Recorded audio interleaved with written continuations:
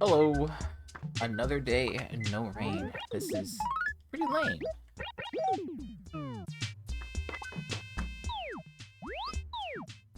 Yeah, that's coming up, I think. I don't really care though. We are good on that. Alright, let's get this show on the road, shall we? I know I'm itching for another turnip stream. I think we all are.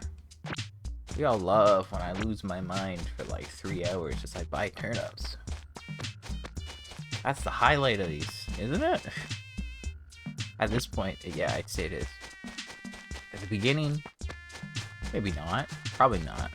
I think like this is like the main thing I have to do on a weekly basis. There's no other main thing I have to do, so this is clearly the highlight at this point. But then there are standout moments, I suppose. Anyway, let's find Joan and see what we're working with today. Last week, price not so good. And not only that, it was also decreased. So, bad price, still managed to buy a lot. But then, all for naught. So, lame. So, we'll see what we got today. Maybe Joan will do her classic, I'm at the ocean, staring off into the distance. That is, Mr. Crocodile. Yeah, maybe she'll do her usual thing where she starts off in one of those acres, which she's been doing a lot lately, and it's kind of annoying because there's no money there, and I always have to bring money, and then I don't know how much money to bring because I don't know how much she's selling for. That was a bit of a problem, you see.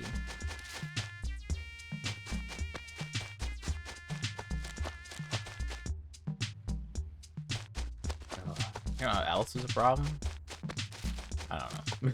I don't know where I was going with that. I mean, I had one thought, but I'm gonna wait and see on that.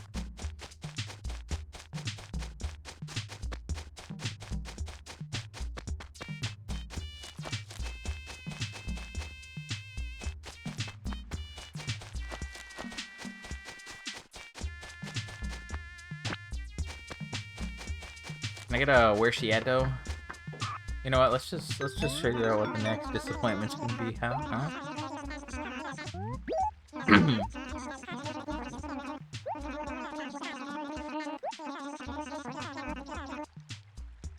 Great. Red's gonna show up on Tuesday. Just quick for these. Oh. Yep. I knew she was there. Well. See, that's always the strat with the museum acre. You just run along the back part of it like this, and if you sense a little bit of resistance or you slow down at any point, then you know somebody's there. I've caught Joan like that a couple times. Okay, 119. I like that. So it is just under 180k per inventory. So 6 bags will basically do it.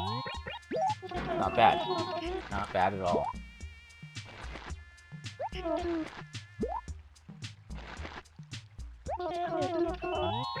if we do 900k divided by 178.5, we have just over 5. So one of my standard acres can hit 5 inventories. Sorry, not standard. Standard small ones, I guess. The big ones obviously have like 1.9, but yeah. So we should be able to do fairly well with this price in this amount of time. We do have essentially 2.5 hours guaranteed, but if I get Joan in a good acre at the end, we probably have 3 hours. And if that's the case, we could maybe hit... I think we could easily hit 7 mil today. Let's just throw a number out there. Which would be good, obviously, you know. I've done a lot of speculating these last few streams, and it's like, I need 3 more spikes, And if I had one of those be like a 7 mil or over 7 mil spike, then it would lower the average on the other two. And then if the next spike I got, like this spike worked out, obviously. Well, no, sorry. Going off of last one, like when I was talking about this yesterday, I'm not trying to speak definitively, I'm trying to speak figuratively. You know, fake numbers, not real. But like last week, it wasn't that great, but I still made like 5.5, which I would have needed to like earn a lot more. But in a week, if I made like 8 mil, then it would really shrink the remainder down. I can't remember what the actual number is right now, but it's like if I took 121 mil and divided that by 3, I'd need 40 mil every week. And if you divide that by 7, that's like 5.7 mil.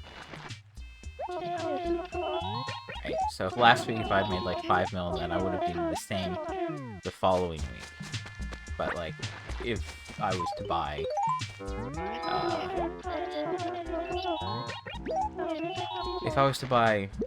say 7.5 mil, then that, you know, pours over to that, and of that remainder, then it's like, oh, only 5 mil or something. Or if I did, well, actually, no. If I bought 7, then that's like roughly 1.3, so it would take like 600k off each. So yeah, that would take it down to like 5. But if I bought like 8 mil, and I made profit off at 8 mil, then it would be under 5 mil for those two, right? That's where it kind of works out. And then if I got another spike like that soon, then if the next spike that I was to get would also be a high number, then the last one would be significantly easier.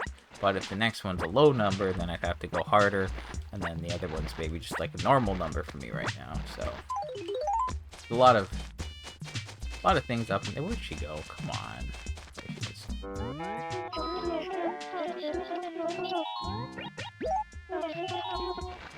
A lot of factors, a lot of things up in the air. This year has been weird so far with turnips, right? Like, I don't know. Ever since basically like June/July, we've had like multiple spikes every time we've had a spike, which has been crazy and very nice, and I've gotten used to it. And now, you know, when like the finish line's getting close, they've switched it up on me again. So we had 3 bad weeks to start, and then we had 3 good spikes in a row. Then we had no spike, but I didn't purchase. Then I bought and we got a decrease. The following week was a spike, and then last week was a decrease, which I was not very happy about. I worked very hard at a very low price for a decrease, and I was kind of bummed. Because I was at least hoping, like, hey, give me something for all that trouble. Especially because, like, buying was just not great. Like, it was just a bad week. And it was like, if the game makes me work for it, usually I feel like I get something, you know? I felt like I had to work to buy those turnips. Like, for every sense. Like, I was tired.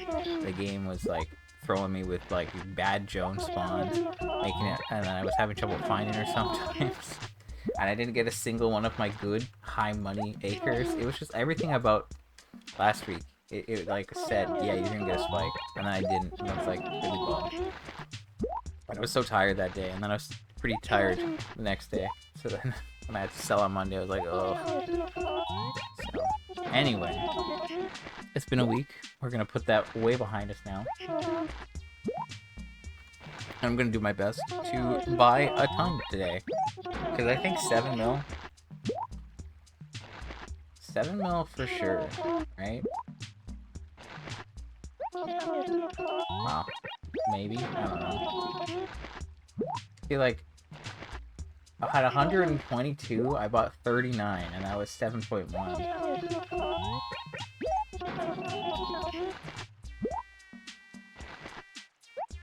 I bought 46 at 109 for 7.5.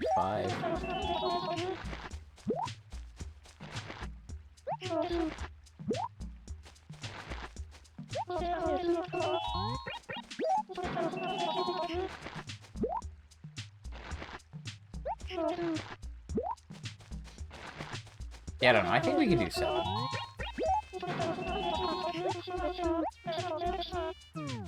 Well, it might be slightly dependent on spawns, but I'm not 100% sure. I don't remember how long I streamed for on those days. So I can't say for sure what's going on there. But I can tell you that I've bought 2 inventories.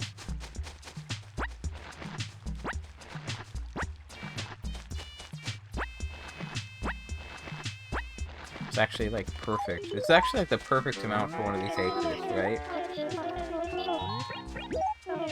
Because like you're basically using all the money that's present. It's like, yeah. 180, it's 6 bags, and I have 30 bags, 6 goes into the 35 times, right?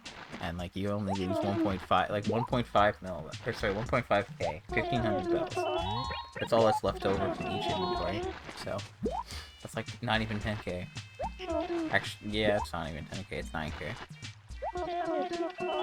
Anyway, I'm pretty tired today, believe it or not. I know last week I was like done, but like I don't know, I didn't sleep very well. It took a long time for me to get to sleep. I woke up in the middle of the night. It was weird.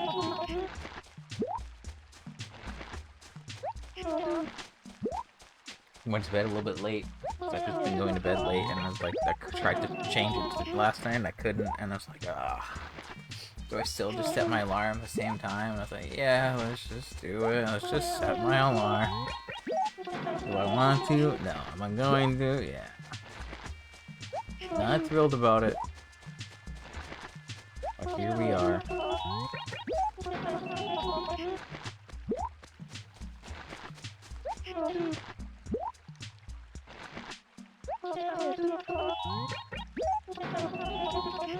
I mean, what are you gonna do, right?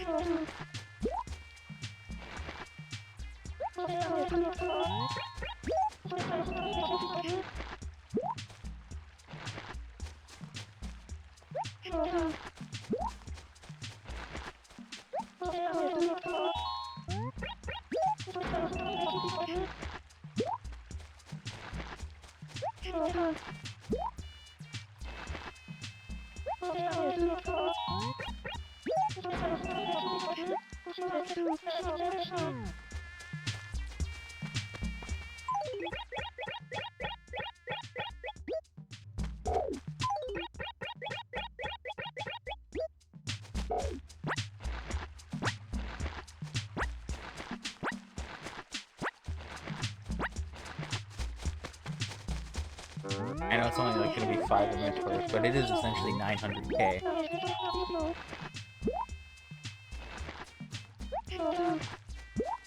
And when I say essentially, I mean it's like 1% off, right? It's only 9k off. So we're basically sitting at 1 mil. And one more inventory is 1 mil, so that's pretty cool. Imagine if this was faster. Like, I know, like, I haven't, like, done the turnips in the other games, really. But I don't want to look into it too much, because I want it to be something I figure out when if and when, but not really if, but more like when. I do plan to do other ones after this. But, you know, it's more like a, how's that gonna look, what's gonna happen kind of thing.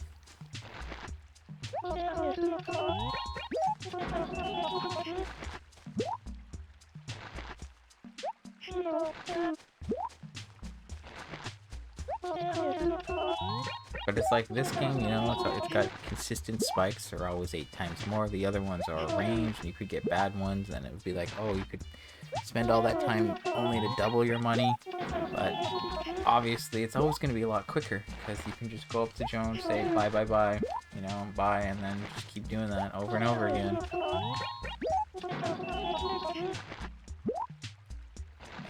sell like full inventories at once, probably. I don't know. Actually, I'm not sure.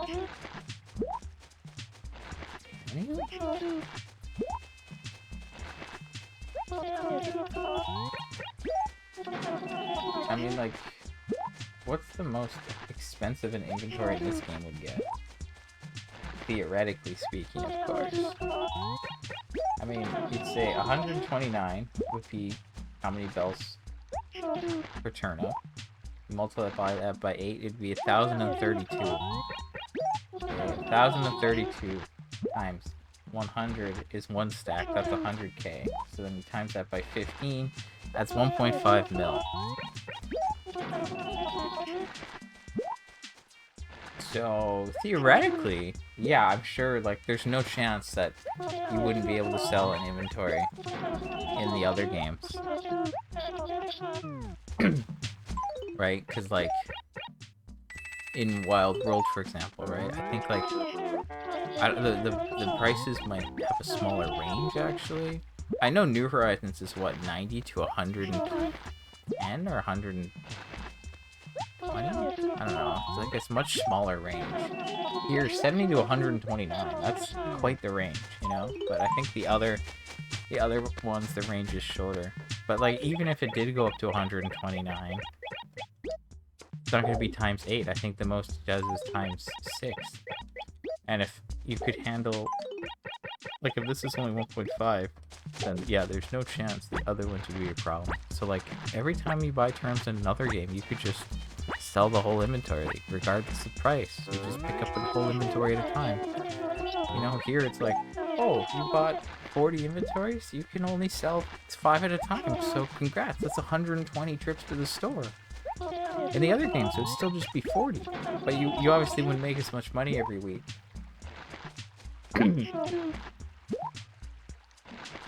But, you know, what are you gonna do?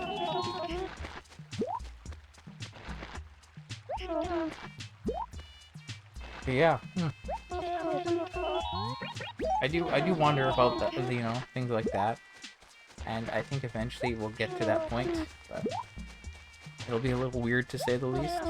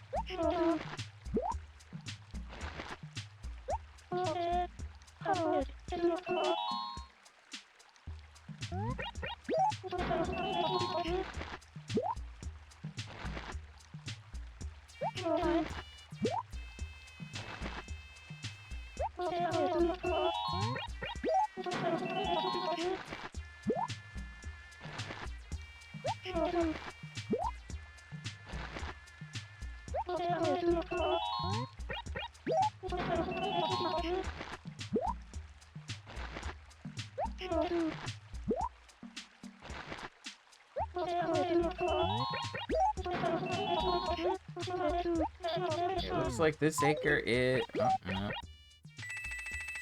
Slightly premature call there.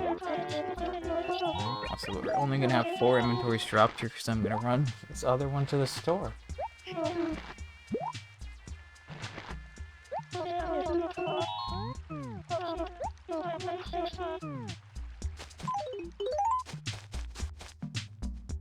Ah, that was annoying. I didn't mean to do it that way, but... That's fine, I guess. I guess I could have ran backwards, maybe. It would have potentially been fine, but whatever. It's fine. Police Station Acre is annoying to work with.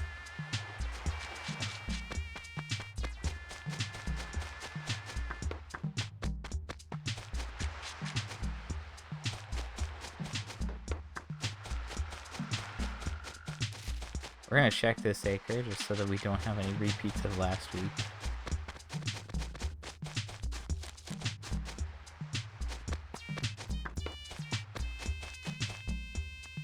Okay, well that's... we don't like to see her there, but I think... can we make that work? Maybe? Maybe. We might be able to make that work. I don't know if I can do... I can do a couple there, for sure.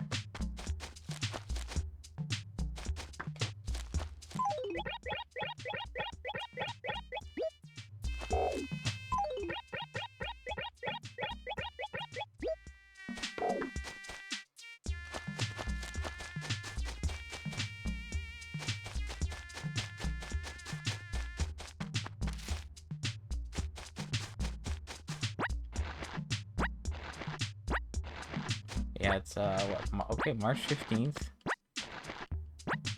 Wasn't aware of the actual date. I was, but I hadn't thought about it, I guess, yet. Because I was aware yesterday's the 14th. But today I just woke up and all I could think about were turnips. I wasn't thinking about anything else. Okay, so right now I have 450k. That's obviously enough for 2 inventories. I think I can do 3.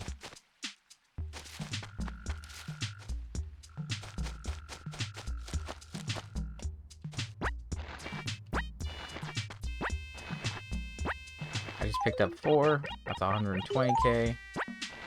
150k. There you go. That's all I need. That means I can buy 3 here. And then we'll be sitting at 8. Should I dig this up quickly? If it's 30k, it would be pretty huge. I haven't got a 30k one in forever. I wonder if there's a problem with my house. Are there cockroaches? There shouldn't be. Been playing every day.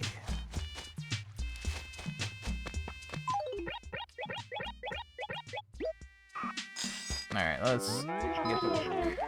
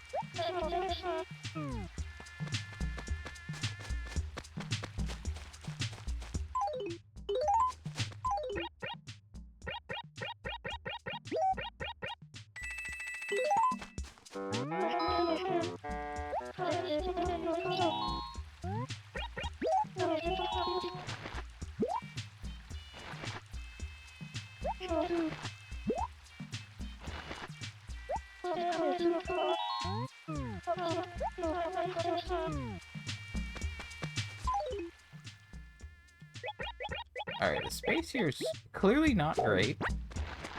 I knew that. I knew that this acre would not be a good one, and maybe trying to do 3 is pushing it, but I think it just requires more moving things around before you go crazy, right? Like, there you go, there's 1 inventory. It's in a weird pattern, but we don't care.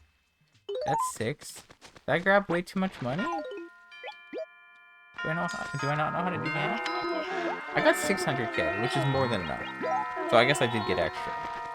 Like, technically I'm 60k over, so yeah, there would be 2 extra bags. But it's fine, it's fine.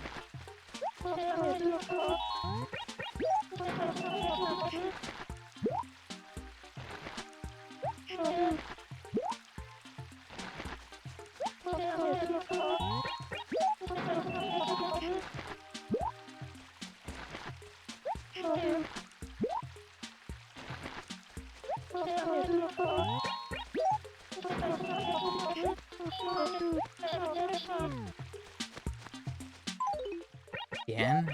I guess I just have too much money, and that's gonna be a recurring thing at this point. For a little bit. Don't know. I'm thinking about that.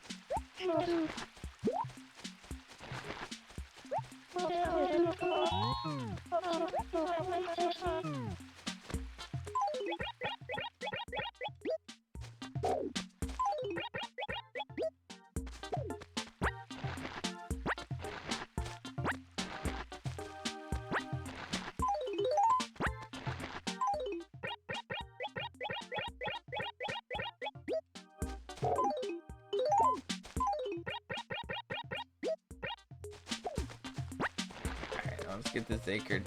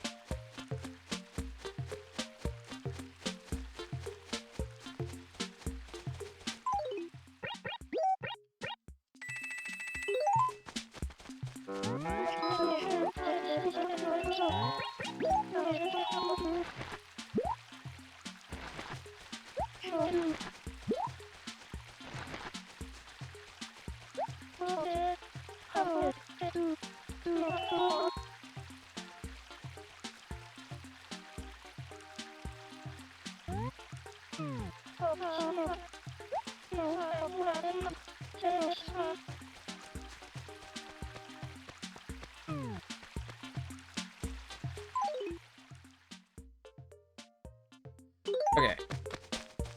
We're calling that one good.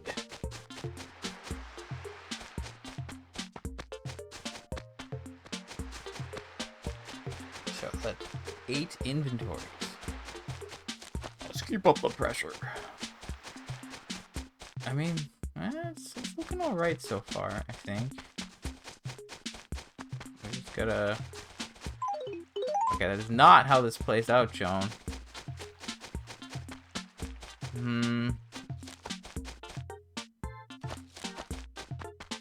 I'm considering things. Please hold. I could literally...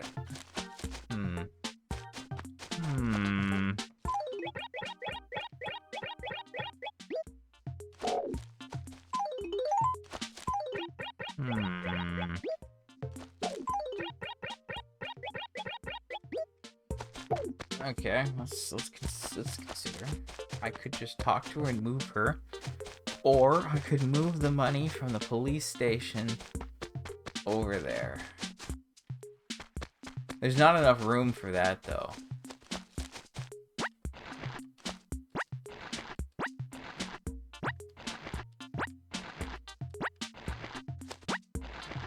there's not enough room for that. I could just do 2? That's 300k. That's 450. 450 divided by 2. That's more than enough, right? Okay, I can just count it that way. Yeah, that's more than enough. I guess if I drop... There you go, that should be fine. Just go here. Drop that. Drop that. Okay, let's... I should probably get, like, a map going. As I've been doing for the past, like, month or so. Or just put a map of my town in paint. And start. The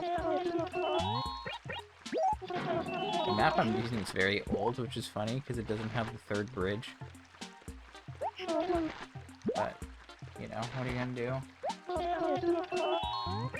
Brush, make it red, size 6, and then we're gonna say 5, and then we're gonna put a slash, and then say 2, and then we're gonna put 3.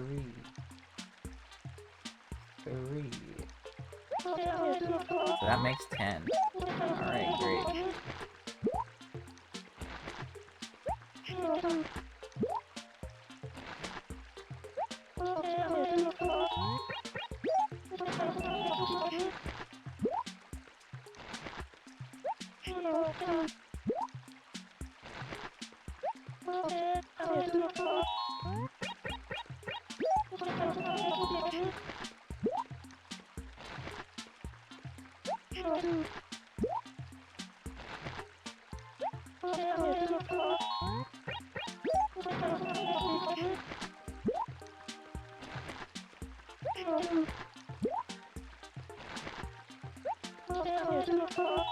Alright, well, we're like almost 40 minutes into the stream. What shall I talk about today? I guess 2 weeks ago, I made a trip to IKEA and I bought a bunch of furniture. I opened up some of it. I picked up more of it on the Tuesday afterwards. Had a lot of time to just air out an off gas, get rid of the new sealed wood smell. Because it's a bit much. And like in this small room, like it's very noticeable. So anyway, I built drawers. I got another set of Alex drawers for my other desk. I installed those, I guess, a while ago now. Was it like the start of the week? Or it was like Sunday night? I can't remember. I did that. And then I installed the drawers in it real quick the next day or something. And I haven't done anything with the drawers yet. They are there. They're empty. Okay. So I did that, and then I built the other Billy shelf. And this Billy shelf, I had built multiple smaller Billy shelves, but this is like a full-size one. And I remember them giving you nails for the back. Everything else, like building this thing's super easy. The Billy's like literally the easiest thing to build. It's like so much easier than the Alex drawers too. The Alex drawers, like, they require a lot more. So, you know, you have to build each individual drawer, you gotta build the actual unit, blah, blah, blah. The Billy is like, hey, put these 12 screws in, put these 16 dowels in, put that together, lock them in. Congrats, you're done. Like, actually, though, like, it's literally that simple. And you just slide the back on. But, yeah, anyway, with the old ones, you just had these nails and you just hammered them in, and it's like, okay, that was easy. This one is like, hey, you have the back, and it actually has, like, holes in it. And you need to line it up with the holes on the back of the shelf. I'm like, oh, this is different. Okay. Okay, I can work with this. And then I did it, and it was, like, not lined up. And I had, like, put all the ones on the bottom in, and I was like, well, that's annoying. I can't really do anything about that. I guess I have too much money in my inventory, and I don't need to be picking up the 6th bag, huh? Maybe that's my fault for picking up the bag. Maybe I don't need to. Maybe I'll fix that next time. Anyway, so it was annoying, but then I took a hammer, you know, I got annoyed at it. I was like, man, the old shelf, I didn't have to deal with this. I was annoyed about that. Hold on one second.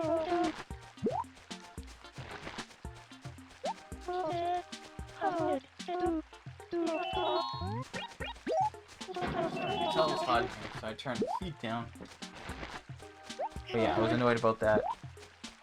But then I was like, alright, fine. Let me see if I can get a hammer and slowly put these things up. Sorry, I didn't even explain this that much. You basically... You get this little, like, anchor. One of those, like, expanding wall anchors, kind of. You put one of those in the hole, and then you get these, like, weird plastic nails, and just push those in. That's how it works. So I put all the anchors into the bottom half, but then I couldn't get the top half lined up. So, thankfully, I was able to use a hammer to slowly just lift them up without damaging them. And then, you know, get it lined up. And get everything in. So then it worked out. So the shelf is up now. Okay? Shelf is up. I also have a Millsbow cabinet that I bought. I opened that one up the other day, and I built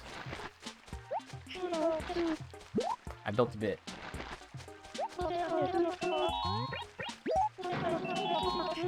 I built, like, basically the bottom part of it. Which is like, hey, put the little feet into the legs, and then put the sides into those, and then screw those in, and then screw this other piece on top of that. That's basically all I did. Because the rest requires you to actually install, like, the supports, and then it has this full height. And I'd rather move it closer to where it's going to end up before I do all that. But in order to do that, I'm going to do everything else. So on that same note, I got the second calyx. I cleaned that off. And then, not yesterday, but 2 days ago, I moved it into position. So now there's an L-shaped calyx in the other room where the TV and some of the consoles are set up. So that's good. That's what we want.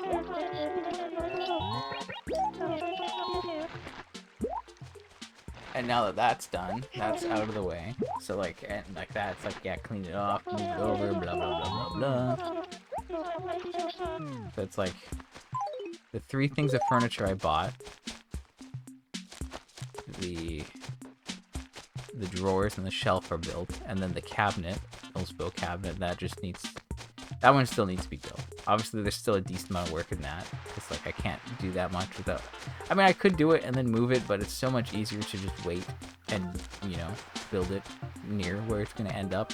But again, there's stuff in the way, and things need to be completely reoriented in order to make that fit.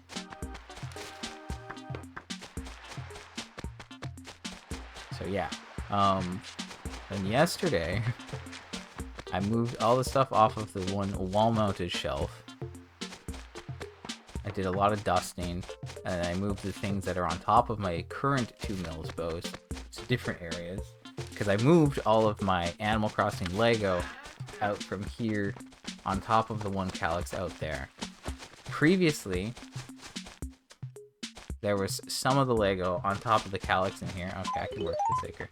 Previously, yeah, there's some on top of the calyx here, some in one of the shelves there, and some on top of the Millsbow. So they're kind of split, but now they're all on top of the one calyx. You can see all the Animal Crossing Lego together, which is nice. And I do want to try to like add some layers and stuff to it, but that's gonna happen later. Not worrying about that right now. It's a future problem. I need to do some math. So 35 times 30k, divide that by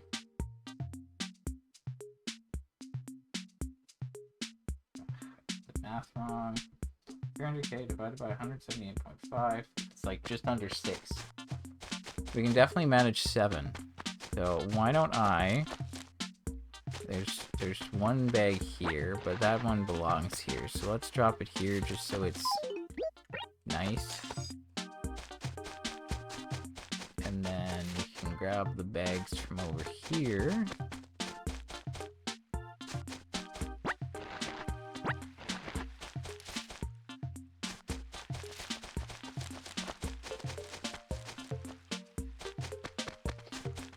I mean, we can definitely manage 7. So like let's go with 7, you know? That's kind of what I'm thinking.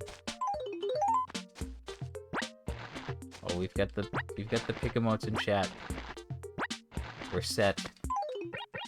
Okay, Okay, so that is essentially one inventory, but if it's at like, I think that should be enough. That should be more than enough. Hopefully. Trying. I mean, that's all we can do. All we can do is drop some emotes and hope for the best. I've bought 10 inventories so far in 46 minutes. Not been super efficient. I bought 5 from the museum, 3 from one of the not so great acres, and then we bought 2 from the museum again because I moved some money over there. And now we're here. We're at 10. This should put us at 17. Not bad. It's not bad at all. It's a piglet. Daisy May is a piglet. Joan surely sees it. I mean, I don't know canonically how things are here. How old is Joan? Does Daisy May exist? Like, obviously, she wasn't introduced into the latest game, but in the lore, the canon, has she been born yet? Also, who's Joan's daughter? Hello? We skipped a generation here. It's like, I guess, like, what about Tom Nook's sibling, right? Timmy and Tommy are his nephews, right? Where's Tom Nook's sibling? Can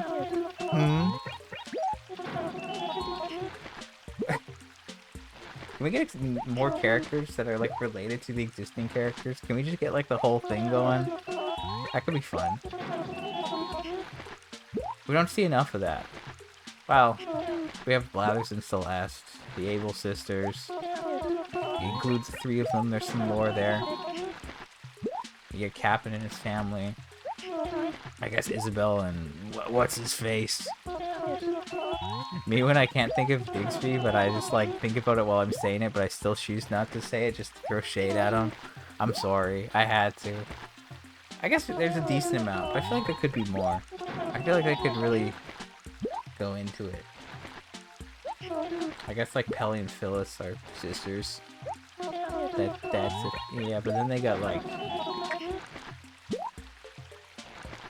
I don't know. I don't know. I like to see. Show me more. Show me more of the characters. Give me more of their backstories. Show me Wendell's long lost child. show Red's pseudo illegitimate child who's trying to live a clean life. I don't know. That one might be a little crazy. That one's kind of funny though. Obviously, it wouldn't be presented that way, and it would be like implied and not actually said. But that would be pretty fun. Yeah, you assume she's not born in 2001? Probably not. I guess not. Because then that would put her like close to 20. Yeah, I don't think she's 20. Wait, he adopted them? I thought he was an... Oh, is that... Okay, is that the actual lore?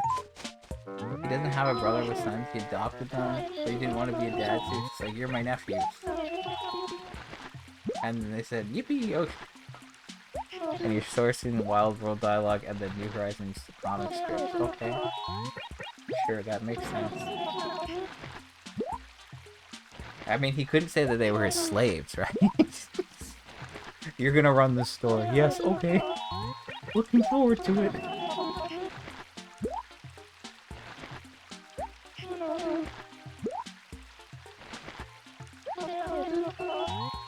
You know, it's crazy. They look just like him.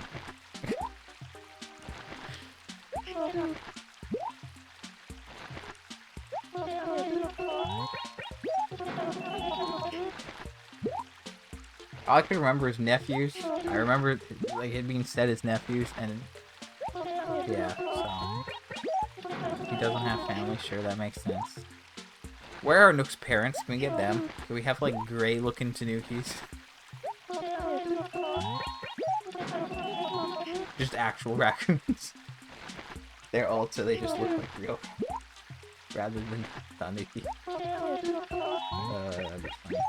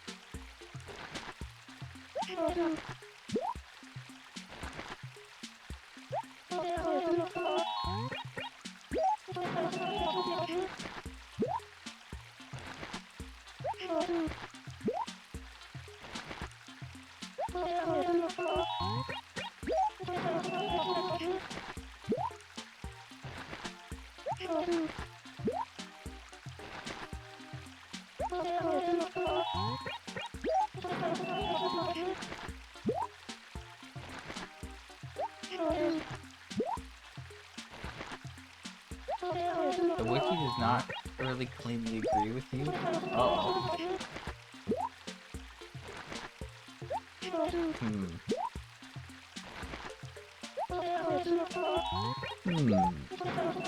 Wow, looks like we just need a new game to do more lore drops at the roost.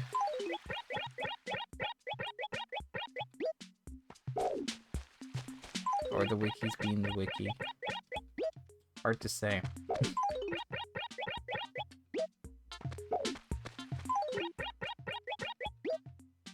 Okay, now I have no money left over, so I finally did it right.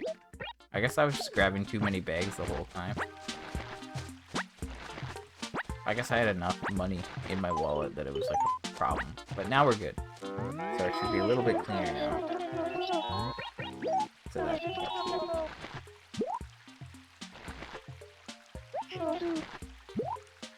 Anyway, I was talking about my furniture situation and all that. So yeah, to quickly recap, in the past week, it's like I got the Alex drawer set up on the other desk. I have the tall Billy bookshelf built. It's not in position yet. I got the other Calyx, that's now in position. Then I moved all my Animal Crossing Lego from this room, all on top of the other Calyx over there in the other room, with the consoles and stuff.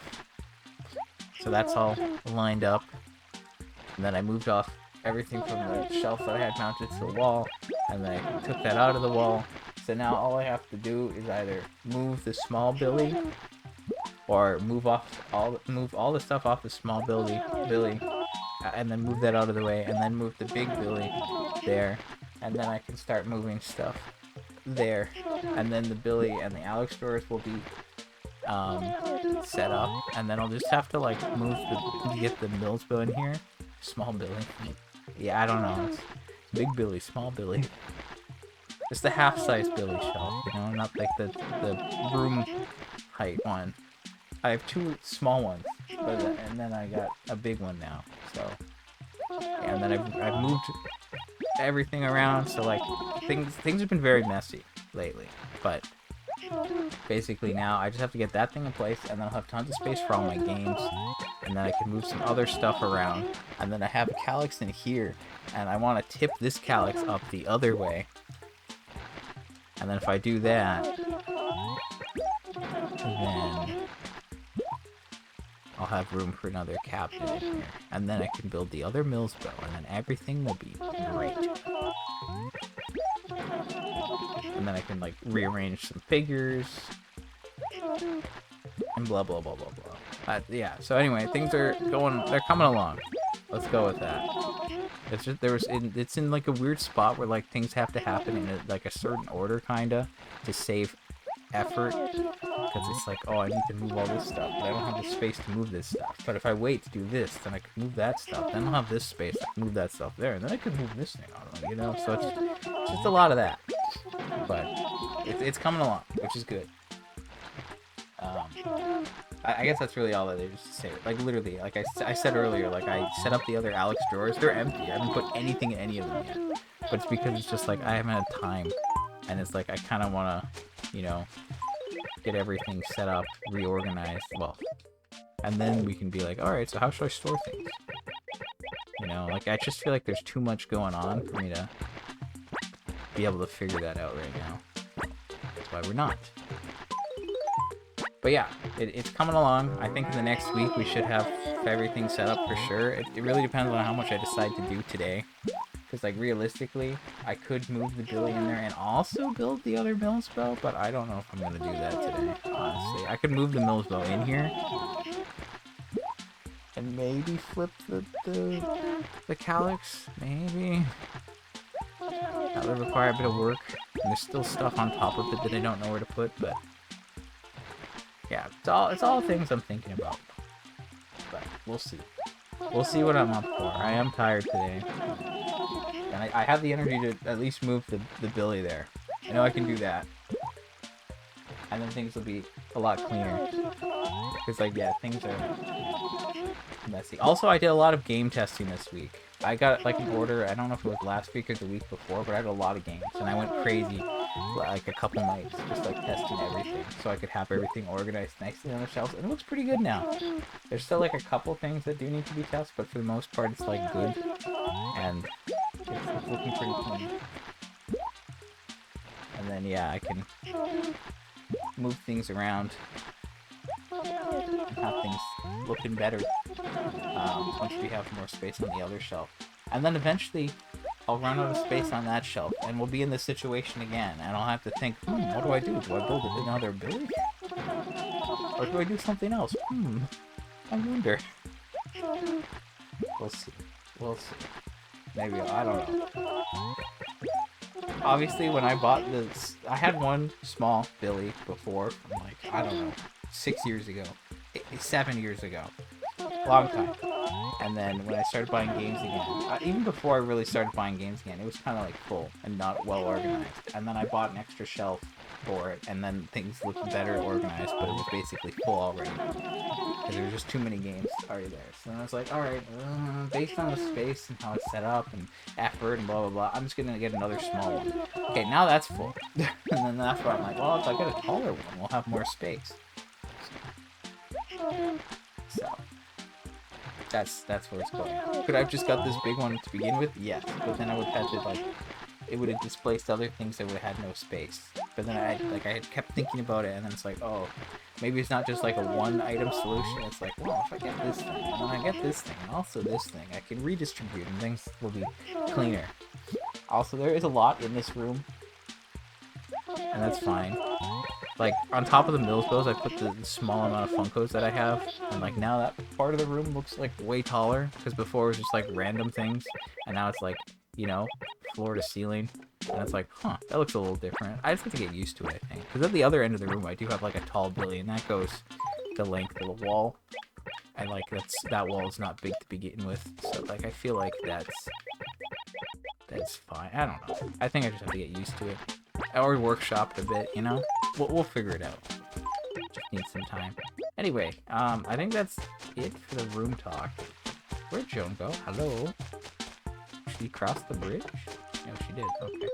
Alright, let me read what you said. Despite the Nookling's strong resemblance to Tom Nook, the exact nature of their relationship with him is unclear. Timmy's Animal Crossing e-reader card implies that the Nooklings are part of Tom Nook's family, but in Wild World, Nook states that he's not related to them and they're simply his employees.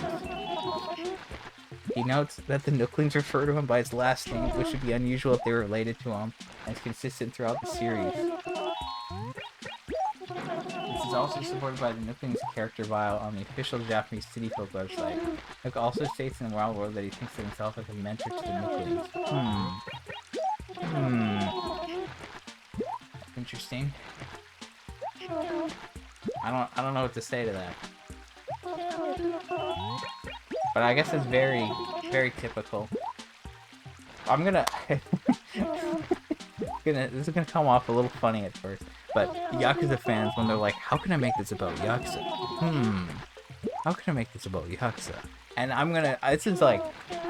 I'm throwing this one from downtown. This thing's way out there. But in Yakuza, you have Kiryu, you know, one of the main... I was gonna say one of the main characters. He's my main character. I'm sorry, Ichiban. You'll never be Kiryu. You're also cool, though. Anyway, you have Kiryu. In the first game, he, like, has an adopted daughter, right? Yo, is that a balloon going by? What the heck was that? That was crazy. Anyway, he has his love interest, and then things happen, and then, you know, he has Haruka, who's his adopted daughter, essentially. I don't know if, like, legally she's adopted or if there's weirdness there. I don't know if they show that, but she just calls him Oji-san, which always is basically translated to uncle or Uncle Kaz. That's how it is always. Usually they translate or localize it that way. And they're basically father and daughter. But is this just a Japan thing where you have these like weird, basically like pseudo parent-child relationships, but you just don't formally address them?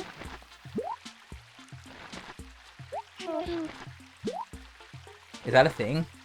Or am I like off base on that? Like, I don't know. Yeah, I don't know. I don't know if it's a thing. We have 2 cases where it's like weird.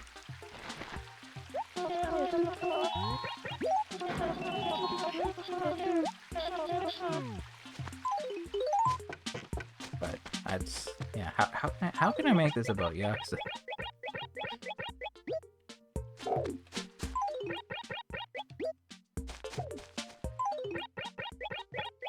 Those memes always entertain me.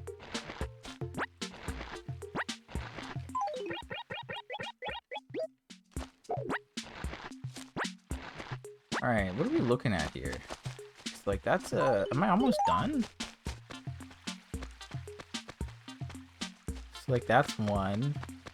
That's probably like 2. That's probably like 3. And then there's like 4 and then 5. And then I have 6, so then this should be the 7th, I guess. Okay. The adorable Japanese neighbor you had just said, "I'm your Japanese dad now, not Japanese uncle." Interesting. Maybe it's specific to media. That's funny though. That's funny. I don't know, maybe we'll get like more answers in the future. Or maybe not, because they love to be mysterious with their lore.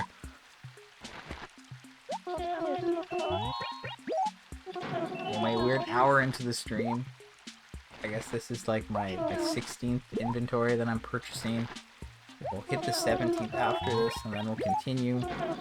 10:30, so we still have an hour and a half guaranteed. If we continue at this pace, we'll have 36 for sure. Well, not really. We'd have more than that. And 36 is not the number. Why did I say 36? 16 times 2 is 32. And then you add another half hour on top of that. So, I mean, I think we're probably set for like 7 now. Or very close. I think we're set for 7. We could maybe do more than 7. I think if we have good luck with the acre at the end, yeah, we can hit over 7. Potentially get real close. Well, actually, depends when we get that acre and how long we stand by. But yeah, I don't know. I think 7 mil is probably good, but we might do more. And if we do, then great, whatever, right? It just makes it easier for the next few weeks. If it works out, of course. Nothing's guaranteed in this life. Anyway, so the room's coming along. It is very annoying though, because the shelf's just like chilling behind me. It's very imposing. I don't like it just taking up space there. I'm not a fan. Not a fan. I don't like that. And I'm hoping the other cabinet doesn't make things too crowded. I'm sure I'll get used to it. But there's like basically maximum capacity here. There's not much else I can do.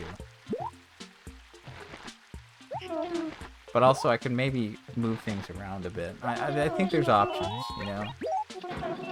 Because like originally when I had this plan, the plan was to like flip the calyx I have vertically rather than horizontally, and the calyx is currently displaying most of my consoles.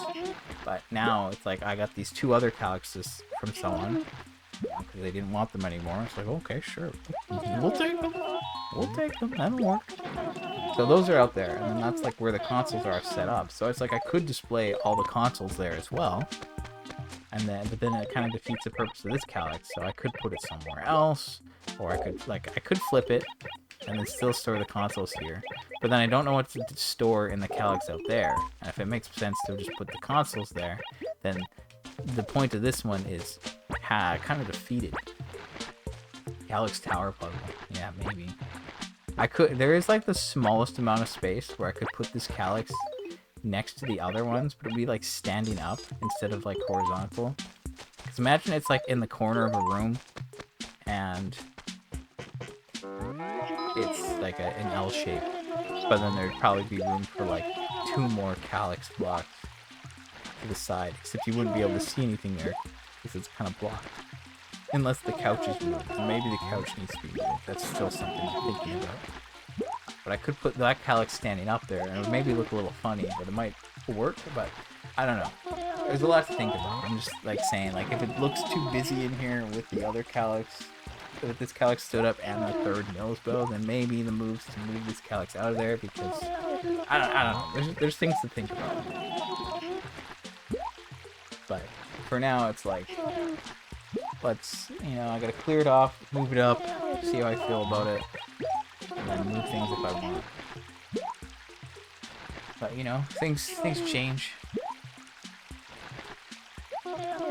Plans evolve. So we'll just keep evolving the plans. But yeah, I guess that's the room situation, the furniture situation. Started, I've been thinking about this for a while, and I've mentioned it on stream a couple times. I think even going back to January this year for sure. And I think even in December, actually, I was talking about it. And then like 2 weeks ago, I finally acted on it because it was that sale. I saved like, I don't know, 50, 60 bucks. Yahoo, I say. Yahoo. I think that's pretty good for IKEA standards. Also, you mentioned the as-is section of IKEA. It's pretty good. So, while I was at IKEA, I decided to go to the as-is section. It was a little strange, not gonna lie. They didn't have a lot out, to be honest. But they did have a sign that said, like, more as-is online. And I went, what do you mean online? I'm supposed to look at them online? I didn't look at them online. But, yeah, they made it seem like, yeah, this is nothing. Is that what it's called? I can't remember what it's called. But, dude, I don't know. I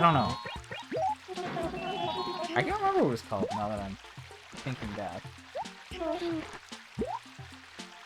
Yeah, online can't assess the save, exactly. So, like, what? I know, I was like, why would I do that online? Let me see them. Let me look at them. I was like, what? They just might just have a bunch, like, in the storeroom, and they only put so much out. Like, they had a couple things out, but nothing I was interested in. But I was like, interesting.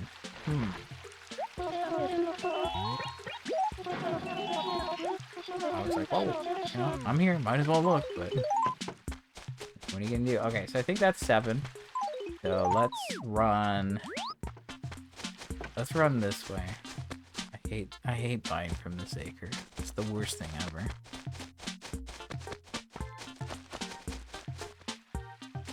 Okay, so I've already bought here.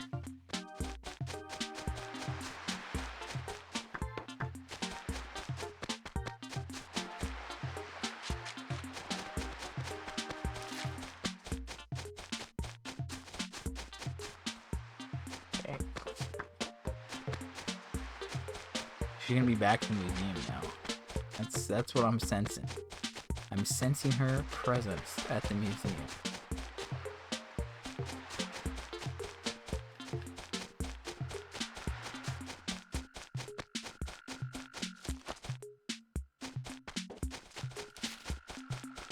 I want to be wrong. Okay, good. I'm wrong. Good. I do too much thinking while I'm running around. It's not easy to gap when I'm running around looking for it. I feel like I'm more prone to make a mistake if I do. Also, when you're trying to like run around the acre in like the fastest way possible, it's hard. You can sometimes miss her. Right? Because usually she's walking around slowly, but sometimes she just full on sprints. And she sprints at the wrong time, and you're just gonna miss her. It's gonna suck. Just check these 2 acres in case. She does sometimes show up in them, which is bad. Very bad, actually. But okay, she's either on the left or she's up here somewhere. Or I missed her. But I feel like I didn't miss her today. I feel like I've been thorough in what I've done here. But I could get like a good acre now, and then get another good acre after, and then we could be set. That would be pretty cool. I would welcome that. haven't seen her here in a long time, I don't think.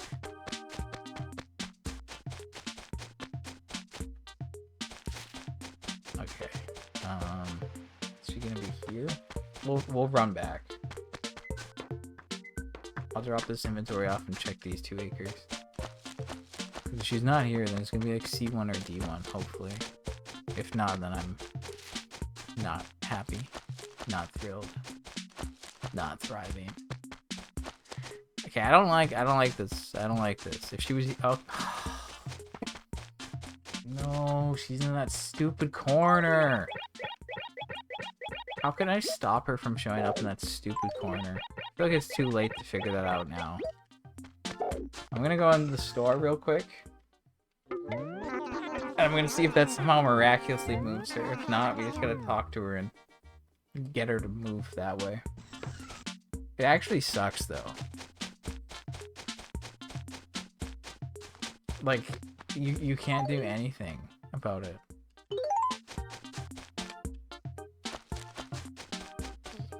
I can buy 1 inventory from her. Just for fun. Grab 1 more. Alright, cool. This is annoying. Anyway, yeah, so that's that situation. We're working on that. This week in Animal Crossing, it's been so uneventful, it's not even funny. Like, low-key, nothing of note has happened this week. Right, like last week, we had a bad price, terms didn't go that well. I still managed to buy 43 inventories. We got 5.2 mil with 81 bells. So I was pretty impressed. And then Monday hits, boom, decrease. Sell those bells. They're worthless. Or, sorry, sell those turnips. They're useless. And it's like, oh, okay. And then we haven't seen any rain all day. Sorry, all week. Which has been disappointing. Like, it's not even like, oh, you got duplicate gyrates. It's like, nah, you shouldn't even get gyrates. And then we had Red. And then we had Katrina. And Gulliver showed up and didn't give us anything. And then we had a sale. And now we're having Red again. And it's like, okay. Can we get Gracie, please? I know, obviously, like, there's 6 different visitors that are part of the schedule. I get that. That's just how it is. I'm in the state where only one of them can be helpful. Technically, if it's late May or in the summer or fall and there's a rare shirt I need, technically the sale could actually help me. It's incredibly unlikely because A, the sale needs to show up and then it would need to do a 1 in 4 roll to actually pick clothing, and then on top of that it would need to actually give me a shirt that I needed. And that's like at least a 1 in 30 plus, right? So highly unlikely, but it could maybe help. But the sale is more often a hindrance than a help. So yeah.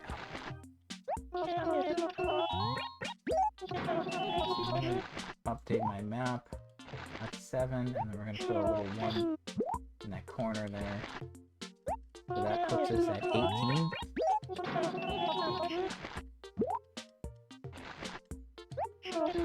And then we'll start running around and looking for her again.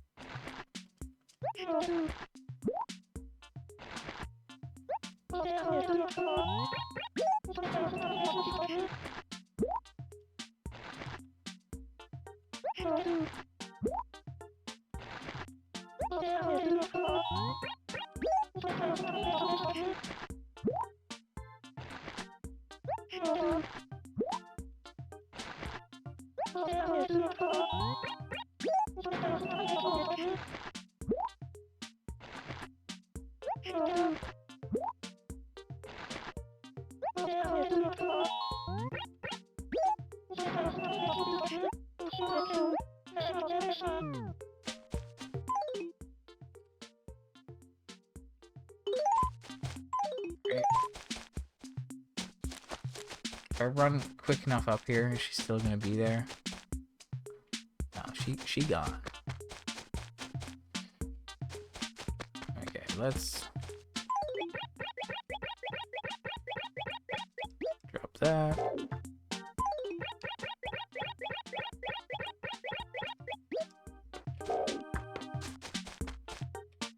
Alright. back to this. Everybody's favorite. Everyone loves looking for Joan.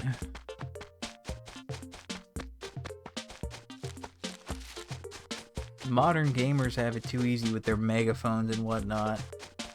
I wish I could use a megaphone. It would save me so much time. It was like, Joan. I was like, oh, she's over there. Great. It'd be nice. Very helpful.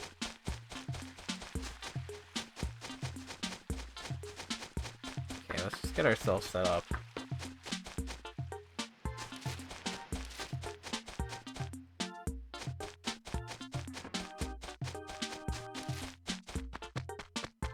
When I say get ourselves set up, I mean let's find Joan so we can get ourselves set up.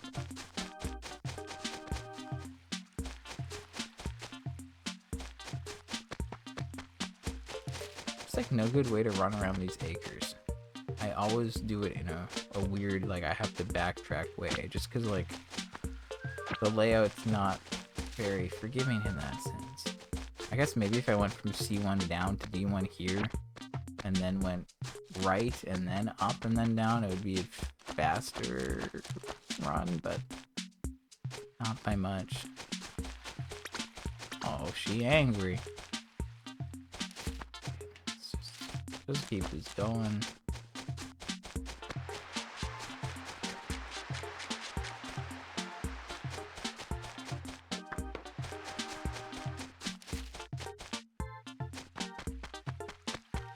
Okay, I was like, oh, somebody's there. I sensed it. Oh, she's here. Great. My least favorite acre ever. There's just so many houses, there's so much nonsense. It's annoying.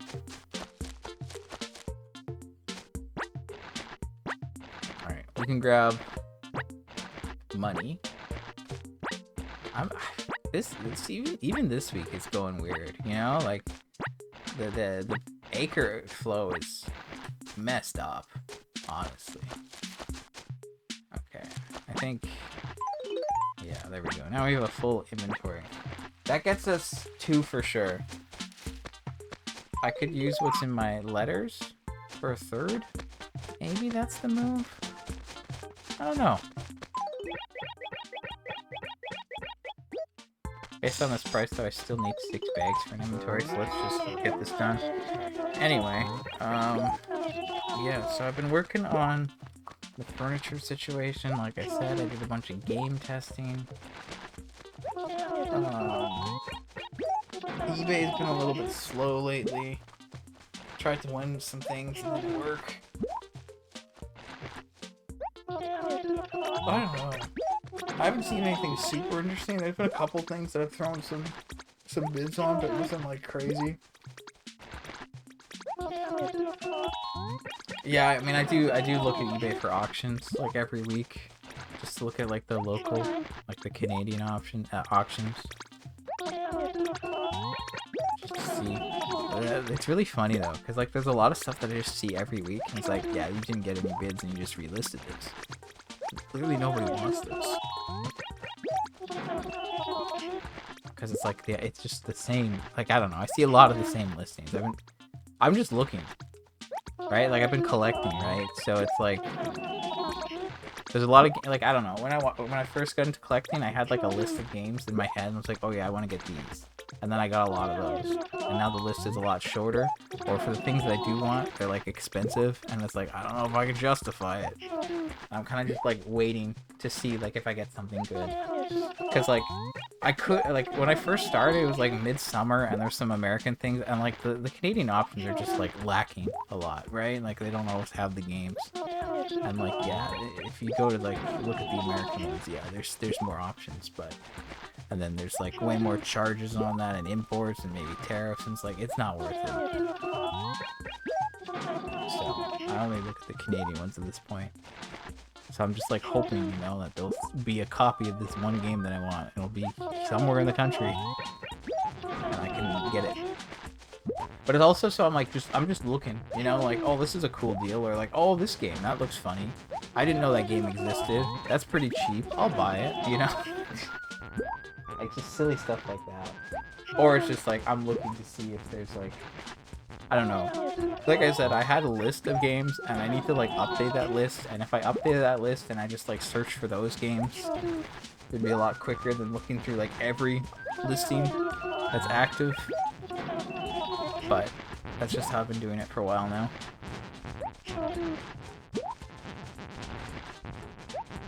Yeah, like there's a local auctions, the store I do auctions from, and then I also do eBay. I did make some offers on some games on eBay lately though. There's one game, it was like $45. So it's like, what if you did 35? And then they accepted it, and I went, huh, wasn't expecting that to work. Okay. Sure. One thing that I want to work on that is like kind of, I think I am like 100 bells short, basically. So I think I need this. There's one thing that I am looking for, but it's kind of hard, kind of annoying, and also kind of very expensive to do. But I want to own every NES game that's featured in Animal Crossing. I have like 3 of them right now. It's not great. I have a combo cart of DK and DK Jr., but I think there's also a DK Jr. cart, but not a Donkey Kong cart. So like, if I got that, that would like further complete that. And I have Excite Bike, and I have Golf.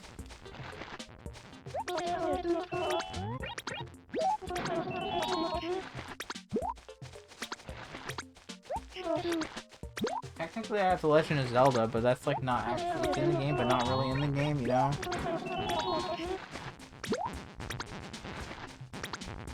I bought baseball off of eBay, but it hasn't shown up yet, and I'm a little concerned, because it has like no tracking. And I bought it in January, and I'm kind of like, is my game showing up? Did it get lost in the mail? I'm a little concerned about that one. The only one, actually there's like one other game that I bought, and I still haven't seen it. There's 2 games since like December that I've bought. But I mean, I've been doing eBay for a bit now. I've only had 2 where they like haven't showed up. But like, maybe they're just taking a long time. Maybe they got lost. Maybe I've been duped. I don't know. Maybe something to look into, honestly. So.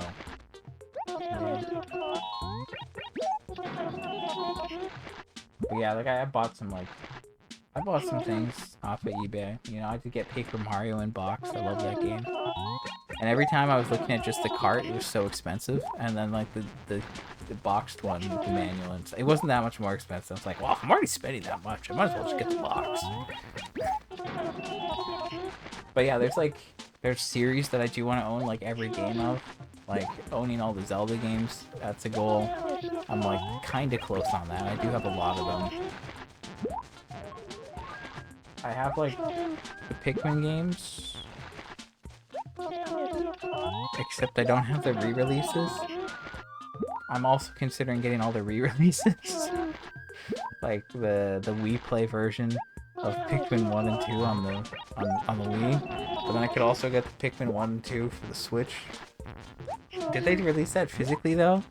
If they did, then I want it. I don't know if it was just digital only though. Also, Pikmin 3 got a Switch release. I don't think I own the other one for sure. Oh, this sucks.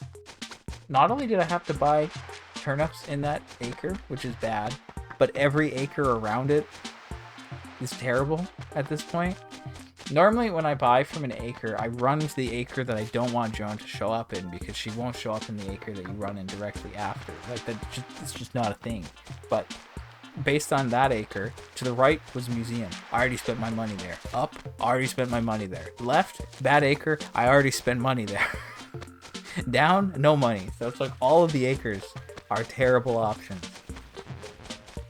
Usually it's like I pick the worst one. They're all the worst. Like, I've spent my money. They have no space. They're full. It's not happening. So it's not great, but whatever. I'm going around this way. I don't know if this is a good move or not, but we're gonna find out. But yeah, it's like I want to complete full series, and then there are some like specific games that I still want, but like usually they're expensive. Yeah, like anything on the GameCube tends to be more expensive. Some of the DS stuff is expensive, some isn't. I mean, I recently bought Pokemon Red and Pokemon Silver and Pokemon Gold. So I need Pokemon Blue. And then with my childhood copies of Yellow and Crystal, I'll be set on Gen 1 and 2. And I'm already set on Gen 3. Because I already eBayed those. So yeah, just give me Pokemon Blue, please. There's this one listing of Pokemon Blue that I see like every week, but the one picture of it's like taken from so far away, and it's like a weird angle, and there's only one picture, and I'm like, dude, please make it easier for me to buy this thing. Please, take a better picture of it. Also, Pokemon games tend to go expensive, and I'm like always looking to try to get it under price or like bundle it. And I bought Gold and Red from one. Oops, that's way too much. I bought Gold and Red from one seller under the average market price right now, and I bundled shipping. So that was a win. Okay, that was a win. I could sell those now for a profit. Not that I would. That's not what I'm doing this for. I'm just saying. I did a good job on that. Because yes, you know, like if this is the average price and I can buy it under, great, good for me. I feel like I've saved money, theoretically, even though the average price is purely average. But I don't know, it's crazy. Sometimes I see listings for games and they're like in terrible condition and they're still like at like the average price. I'm like, dude, this thing's okay, this sucks. Don't cooperate with me, please. I am trying to play the stock market, but you keep repeating acres. I don't like it. Cut it out. Where did I just buy from? Here? Another 2. So that's 5. That's 10. I'm at 20. It's been an hour and 30. I'm at 20. I have an hour for sure, maybe another hour and a half. But these rates are abysmal right now. Oh my god. Give me a... Okay. Okay. Perhaps I should have done this in the last acre. But this acre sucks, and all the money down here has already been taken. I actually don't need that one. Let's put that back. Okay, let's just... I want to yap without having to think. But Joan's not letting me yap. She's not giving me my yap time.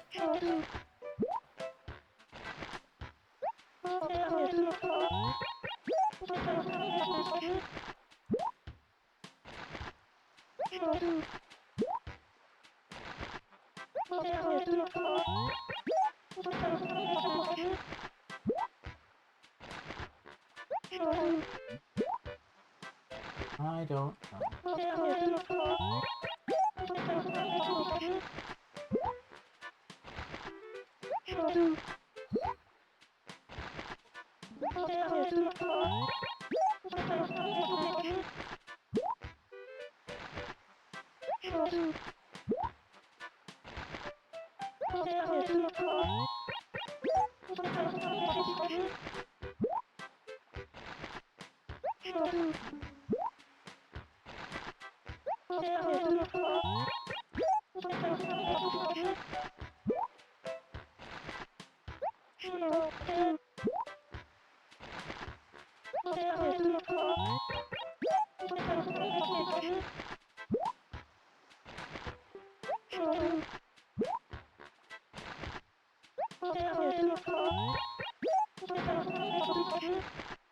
This is annoying though. I feel like I haven't had bad luck like this in a long time.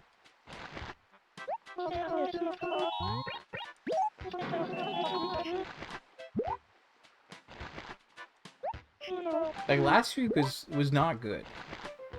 Last week, oh, first mistake. Good job, dude. Unfortunately, last week I bought 4 in this acre, and then 4 in the other ocean acre. Then I bought 7 at the museum, 9 at the bridge acre, 11 in D1, and 8 in C1. So, like, there was only 6 acres in house. None of them were, like, my really good ones. So I didn't, you know, I only had 1 double-digit inventory, right? But so far, this one I bought in 1, 2, 3, 4, 5, 6, and I bought twice in one of those. So I've already, like, bought in 7 acres. And we're an hour and a half in. Like, that is not good. Okay, I guess I needed more money. Did I do math wrong? Don't know.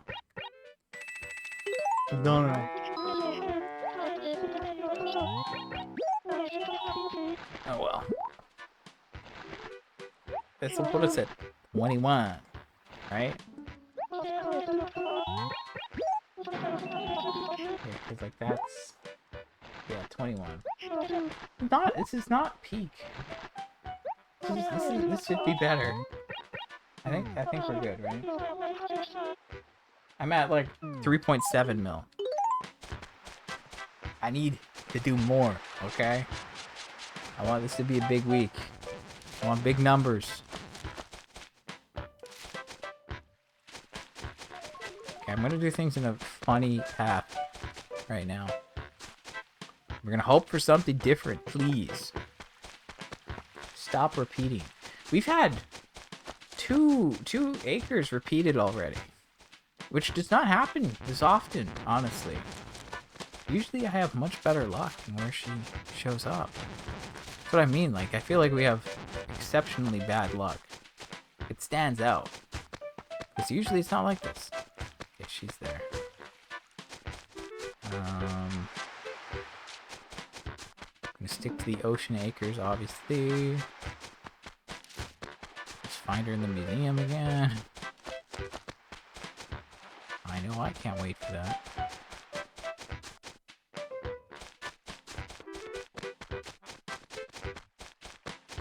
Okay, she's not behind it. Doesn't look like she's there. Please don't show up here of all places. There's not much money. It would not be good.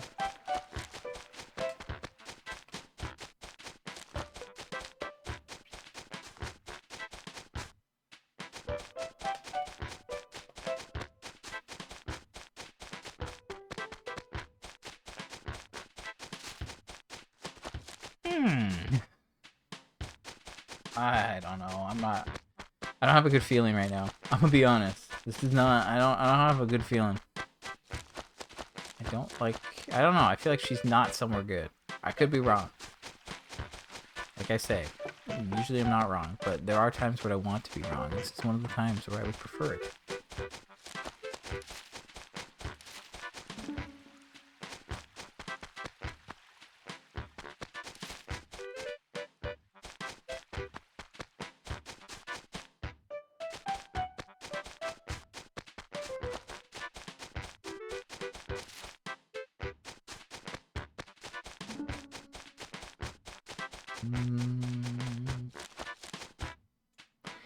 Okay. So we have like D2 to D1. If those to, like, that's where we need to go to if we don't find her. Does not look like she's here. She's not here. There's 2 more good acres. Again, I'm not feeling it. Not feeling good about these acres right now. She's not there. I'm worried. Even if I got a good acre right now, I don't even know if I'd have enough time to, like, finish buying it out before I'd have to switch. I probably have to, like, switch. Oh my. Are you kidding me? What is this? Joe, this sucks. This sucks. That is actually terrible. She's terrible. She's awful. Okay. I didn't even drop my turnips yet. Good job, man. Okay, we're gonna drop these at the train station. That seems like a good idea. Normally I bring turnips here, but I'm trying to keep B5 open in case she shows up there. So I'm not gonna, normally that would be if I don't have room to drop in A5, then I would drop in B5. But I'm gonna try to be smart about this. Leave it open. Okay, I'll just buy one, I guess. Like, jeez. It's annoying. There's no room here. I suppose I could buy two. I guess I'll buy two. I guess I'll buy two. I don't know.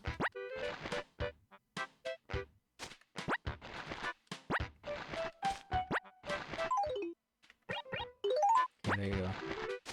That is good enough. See, I want to just get into a good acre and get set up, and then like talk about Pokopia maybe. But I feel like I have to keep like thinking and moving around, and then it would just be like weird and disjointed, and I wouldn't be able to talk about it properly.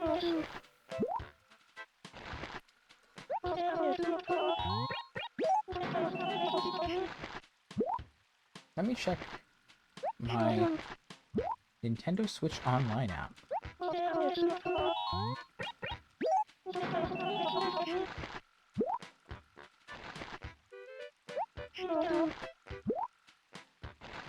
Oh, I don't know if I mentioned it. Yes, so I did get Pokopia on Tuesday. My 2 copies, I have both of them now. It's great, isn't it? I love it. I could have just gone to the store, picked it up, and been like, yeah, I'm returning this, and then left it there, but I didn't want a chance at not actually getting delivered. I'd waited long enough. So, I'm still figuring out. I don't have any friends that have a Switch 2. So it's like, I think I probably just am going to return it. I just haven't got to that point yet.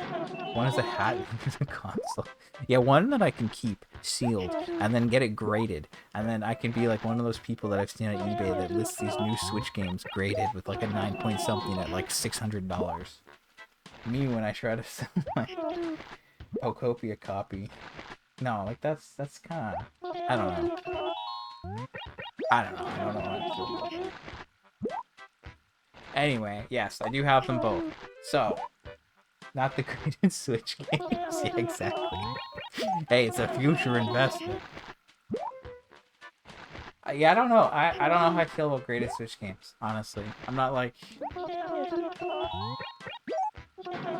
don't know. Graded games in general. I would like... I'm not like opposed to them, I suppose. But they're too expensive. That's why you gotta buy the Switch games new, keep them sealed, get them graded immediately, and then just hang on to them for like 15 years. And then you'll be sad. It's an investment. And I think if it wasn't Pokopia, it would be fine. Because, like, you know, the copies are hard to get a hold of. So I would feel bad withholding a copy like that when it's a game that's sought after and it's clearly not having enough copies made. I don't know, you could just buy digital, but that's not the point. Not the point. Anyway, but yes, I don't have any friends with a Switch 2 at this point. I do have friends with Switches, but no friends with Switch 2. I do have one friend that is talking about Switch 2, but I don't think he would enjoy the game that much based off of previous experiences. So, yeah, it's like he's the only one. He likes Pokemon, and I just don't think he'd like the game, or it wouldn't be worth it. So I'll probably just return it. But yes, I have Pokopia. So I've played 23 hours according to the app since Wednesday. Don't question it. I mean, the game's been out for over a week now. I'm sure many people have that amount of time. But yeah, I started it on Wednesday, and then I played a little bit on Thursday in the like late afternoon, and then a little bit in the evening. And then Friday I played a while. in like most of the evening. And then yesterday I played like a lot of the day. I'm enjoying it. I am enjoying it. I think it's fun. You know, they like start you off in this one little area. You don't mind spoilers, do you? I don't know. I guess, I mean, you don't have a Switch 2. I don't know if you're ever planning on playing it. I know you're not big on Pokemon, but I don't know if you care. I don't want to just yap if you care.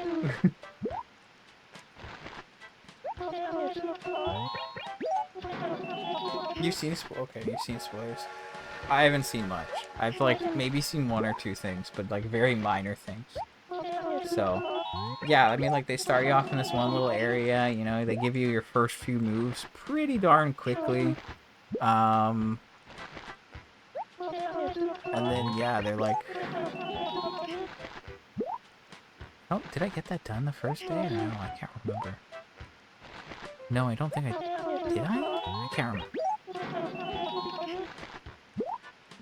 Don't remember. There's some very interesting things though. You like the vibes of the game? Yeah, I know you don't like Pokemon because I remember you mentioning that. But builder stuff set up like this seems neat. Yeah, I like it. It's fun. It's cute.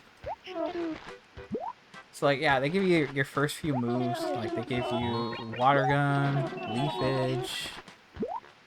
I guess they give you Rock Smash and Cut. They give you those pretty quickly. And then they give you...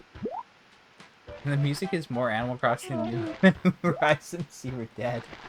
I've heard too much of the night sound. But yeah, it is very... It does evoke those feelings, doesn't it? And then they give you like Rototiller or whatever it's called. Is that even a real move? It probably is. I'm just not aware. That's the thing with Pokemon, you know, like most of the Pokemon that I've seen featured, like there's a lot of Gen 1. A lot of Gen 1 rep, obviously they're iconic. There's some Gen 2. Maybe. Politoed was there. Politoed's Gen 2, right? That's... I don't know. And Scizor was there. He's Gen 2. There's some Gen 2. But like they have the starters from some of the games. It's like they start you with like the Gen 1 starters in your first area, and then like the next area has Piplup and Torchic, which are Gen 4 and 3. But then there's no grass starter. So like, huh? Because in the first one, I was thinking like they'd give you like all from like a gen and then move on to the next one maybe, but like because Gen 1. But I guess they're just like establishing Gen 1. They're like, here you go. These are you know these guys. But then in the next one they don't do that. And then I guess in the next one they don't give you, well, they give you Score Bunny. They give you Score Bunny in the third area, but no one else. And I say they give you, because some of them are set and some aren't. And I'm still trying to establish how exactly everything works. Again, I'm not looking things up. I'm going into it blind and I'm just playing and trying to figure things out. Also, this is like not going well. It puts us at 23. It's like I need like one okay acre and then I need to get a good acre right at the end. But if I get a good acre at this point, I don't think I can pass it up because I haven't seen one at all. And it's like, am I going to see another one if I leave it? Probably not. And that would put us like 20 minutes overtime. Maybe 15. But it really depends on when we see it. And if we see it at that, like, come on. Sorry, I'm just looking for Joan and we'll get back to talking soon. I don't know, I feel like I need to concentrate more when I'm looking. It's like, I don't know, I feel like it's very easy to miss her if you're too quick or not thorough enough. So I'm like, you know, if I'm trying to do this properly, like my eyes need to constantly be like jumping all the way across the screen as I'm going. And it's probably not great for my eyes, but it's fine, it's fine.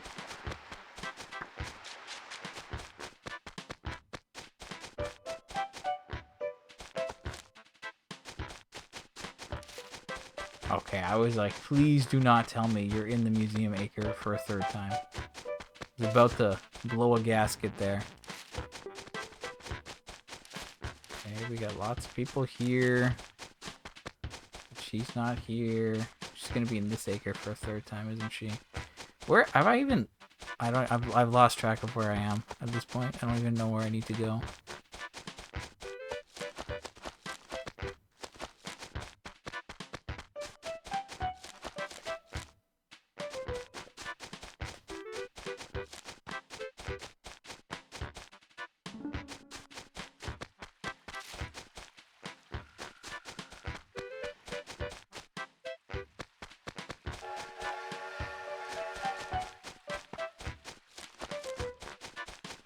This sucks. I feel like basically apart from like the very few bottom ones, like that's basically it. So maybe we're looking at D1 or C1. I would welcome C1 or D1. Those would be okay at this point, honestly. I wouldn't have a problem with those. After everything we've been through and how these last few have gone, those would at least give us something solid to work with for a little bit. Again, it's 11:20, so we have 40 minutes before we need to be in an acre with actual money.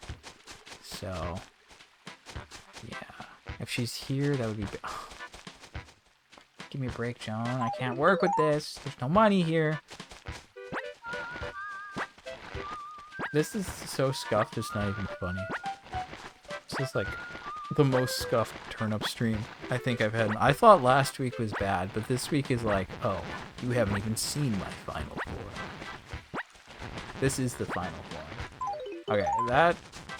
Can I'm gonna try to push it. I'm gonna try to push for 3 here. Honestly, I think we're at 23, so if we can push for like 3, then we'll be at 26. And then if we got one good acre and we could push for 13 or 14, we'd hit 40. And that would be enough for me after all this. But even that might be too much of a pipe dream. So we're gonna just move all that stuff down here. There's an extra house here. It's awkward. I don't like it. Let's just... Anyway. Okay, back to Pokopia. So yeah, they put you in the first area, they give you your first 4 moves pretty quickly, and then you get like Drillbur, and then you get like Rototiller, and then you have like 5 moves, and you're kind of like set with that for a while. And like the flow's kind of nice. It's like, hey, you run around, you can collect materials, you can see little shiny traces of Pokemon. If you go up and interact with them, it'll give you hints for habitats. You're like, oh, a habitat, and then you build the habitat. And then randomly, because like they have rarities, some are super common, some are rare, some are very rare, some are specific to certain areas, some only come out at certain times of day, some come out only certain types of weather, you know, so there's like all these different requirements and stipulations, and then there are all these different habitats, and some Pokemon show up in multiple habitats. So that's the thing. So it's like, okay. So it's fine. Like, oh, you build a little habitat. It's like, oh, if I put like 4 things of grass together, that's a habitat. Oh, but if I put 4 things of grass under a tree, oh, that's a different one. If I put 4 things next to water, oh, that's a different one. Oh, if I put 4 things things of grass next to ocean water, that's a different one. Okay. What if I put them high up? Oh, it's an elevated grass area now. It's like, okay, it's cool. I like that. You know, I like that. It's fun. And then, oh, you also have the same thing with flowers. You can put flowers up high. You can put a bunch of flowers together. Flowers under a tree. Maybe I think flowers by the water is one that I didn't see until like yesterday. I was like, oh, I guess I could have done that the whole time, hey? I could have experimented. That's the thing. Like, sure, that you can find these traces and they'll just flat out say, hey, this is a habitat. But from a lot of these habitats, you can infer other ones based on other things, because you go to other areas, you get, hey, now you have yellow tall grass or red tall grass. Do those same things that you did with the other grass, and then you'll have a baseline, right? But then there's all these wacky ones that are like out there. You're like, hey, put a first aid kit on a table with a chair, and Hitmonlee will show. Okay, that one's a bit out there, don't you think? There's like some funny ones. And like, yeah, like you're like, how are you gonna get that? That's like out there. There's one that's like plain pirate. It's a ship wheel, 2 barrels, and 2 cannons. Hello? Who's putting that together? I found that, but I've not found cannon, so I have not been able to get that one going. So I have a lot of them that I just haven't built yet because I'm either lazy or I don't have the stuff. But yeah, so it's like you build these habitats, you move the Pokemon in, and then there's like certain Pokemon are basically required for each area, and they're like part of the like mission flow, whatever you want to call it. So it's like in the first one, Bulbasaur, Charmander, and Squirtle are pretty required, but then they also like they call for other Pokemon because like, oh, we need this guy. Maybe this guy knows about it, you know, something like that. And it's like if Scyther was involved because he can chop and you get someone who can build and blah blah blah blah blah. So yeah, then like I think I grabbed too many bags, but that's fine. And then like yeah, each Pokemon has like at least one specialty, like Pokemon that can grow, they can help you grow crops or like trees by like you know, having them follow you, and then they just like work on it. And then Pokemon with water, if you put like a water basin down, they can water. Pokemon with burn can like you know put things on fire. With electricity, they can provide power to things. And then there's all these other different things, like some can like process material for you, like, but then also some of these things are required for buildings, which is interesting. So it's like, oh, you need someone who has build, you just need someone that has crush, you need someone with bulldozer, you need someone with chop. And it's like, okay, so but then you need specific Pokemon. So like there's some interesting systems here, you know? But in the first area, you know, like you go through, you do all these missions for them, and then you like get a side sorry, not side, you get a Slowpoke, and like, oh yeah, Slowpoke. I love Slowpoke. This is great. And then it's like, oh, we need to make it rain here. We need to make him yawn. And then you're like talking to like Charmander and Bulbasaur and Squirtle and getting all these ideas like how they can make rain. You do all these little quests, and then once you've done all those, then like the yawn's enough. You also have to like make it hydrated, and I think I had already done that a lot because I was like just watering everything to make it look nice. But then, like, when you finally do get it to rain, and then the rain just starts slowly hydrating all the tiles, I'm like, yeah, I wasted a lot of time doing this, didn't I? But it's fine. So, like, first area, you do a lot of that. You build, like, a little house for yourself. You gotta rebuild the Poké Center. And then there's also, like, the PC there, and then they introduce another thing with that. And it's like, okay, you have challenges. Challenges give you coins. You can use these coins at the shop, and then there's an environment level, and as the environment level goes up, you unlock more things in the shop, and that is based on your Pokemon being happy with their habitats. So I haven't done a lot when it comes to that so far, but like I think the first area I have at level 6, the second area I have at level 5, and then the third area is at like level 3 or 4. So I've done a little bit, but it's like, it's kind of complicated and it kind of takes some time, and I'm still trying to figure out how to go about it the right way. You know, it's kind of complicated. Building is like not quick. They have opted for like real time, you know? Like, if you're building just a small house, it's like 15 minutes. Okay. Okay, not bad. Build a bigger house? Okay, it's an hour. I can work with that. And then you try to rebuild the Poké Center. Every time I think I've started the Poké Center build, it's been late. So I don't know if it actually takes this long, but every time I've done it, it's like calculating time. It'll be ready tomorrow. Tomorrow? Okay. So like, I don't know if it like takes 8 hours or actually takes 24 hours, or it's just like, I don't know, you know? I haven't, if I started it like in the morning and then it told me like, oh, it'll be ready in 8 hours, then that's one thing, but I just haven't done it in a way where it would like actually make it clear what's going on. So it's like, yeah, it's like the Poke Center, I got that rebuilt in the first area, and then I got the environment level up to 5, and I think that was on the second day, so I was like, okay, now I think I can go to the next area. And then you go to the next area, you don't have any Pokemon there, you go through the same thing where you like start building up your numbers and getting different ones, and again, you get different required ones, and this one, like Meowth, Piplup, Trubbish, I guess Farfetch'd, maybe. Those three for sure seem like the guaranteed ones. But they do some interesting things, and I feel like it's cool because it's like obvious, but also not explicitly said to you, which is very different from Pokemon nowadays. Obviously, I know this is a spin-off, but like Pokemon's very handholdy, like, hey, do this, do this. Here, it's like it's kind of obvious, but in like it's not like, I don't know, it's just not like explicit, but it's like it's there, and if you figure it out, you're like, oh, that's interesting. So like when you first get to this area, they do a lot of water stuff, and like there's this one habitat that's like underwater, so it's not registered as a habitat. But when you block off the water, then the water flow, right? The water disappears, and then it's like, oh, it's a knitting station. It's a table like with a little knitting thing, and then a chair, and then like, oh, the Mareep can show up there, and you're like, oh, okay, that's cool. So like, you know, you're just doing random things, and it's like, oh, look at that, that's the thing. There's one where it was just like there, and I just discovered it, and I was like, oh, that's cool. There's one where it's literally like hit A to interact, and I just discovered it. It was like a shopping station counter or something, or working the register, I think is actually what it's called. But they introduced more mechanics in the second area, so like they have water, a lot more water, and it's like a beach,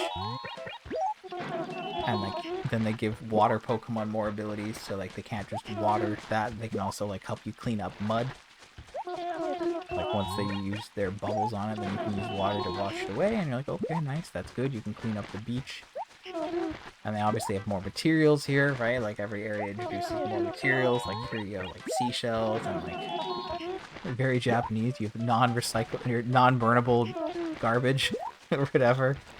I don't know. I don't know if other countries refer to it that way. We don't refer to it like that here. I know that's a very Japanese thing to say. Wow, I'm short. What am I doing? I'm a clown. So I was amused by that, to say the least. Oh, I didn't. Clown. Clown alert.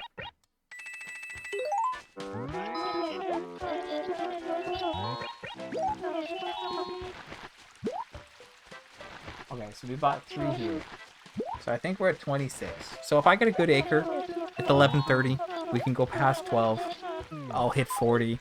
Well, it'll be good enough. Big if, obviously, because I don't know if we're going to see that today. But yeah, the second acre, I got like so carried away. The problem that I've had, which is not really a problem, because I know it's completely of my own doing, so I'm not really bothered by it. But like, a lot of the quests like tell you to do these things, but like as soon as I get to an area, I just start doing these things, you know? It's like, oh, you gotta get a Lapras at some point so you can learn how to like surf, so you can actually swim, because you couldn't swim before. And it's like, oh, you get Lapras to show up. It's like, oh, but this beach is really muddy. Can you like clean it up for me? It's like, wait, what? You cleaned it up already? It's like, yeah, I did that ages ago. I just couldn't help it. So it's funny because it's like, I'm always doing those things. And like one point, like in the next area, Machoke's there, and he's like, oh, can you like clean up the stones here? Wait, what? You already did it? It's a lot of that. It's like, wait, you already did this? I'm like, yeah, dude, I was just having a day. It's again, it's not a problem. I like that they address it. You know, like they've accounted for you potentially doing it already. It's not like you have this dialogue and then you have to talk to them again. Usually, like you're in the dialogue, you keep going through it, and then after it would probably normally finish, they're like, wait, you already did it? Like it's like it's done in a good way, you know, like it's continuous. It's like a good flow. It's not like you talk to them like, hey, I need you to do this, and you talk to them again, you're like, yeah, it's already done.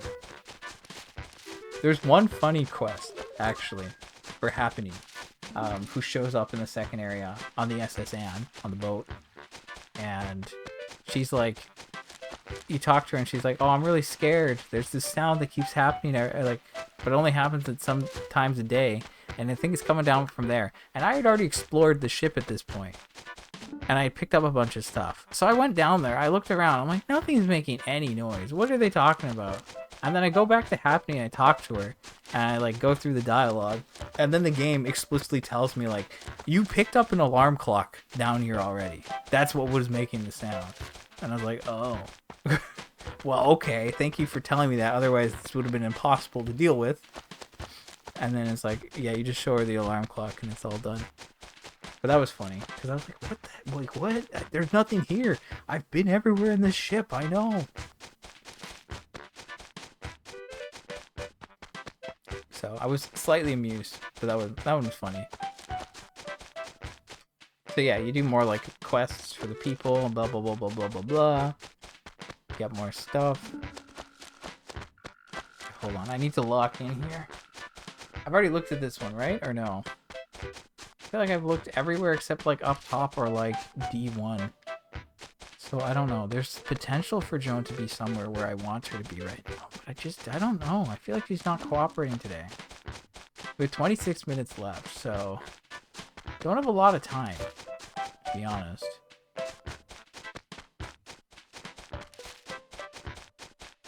And it's not looking good, to be honest.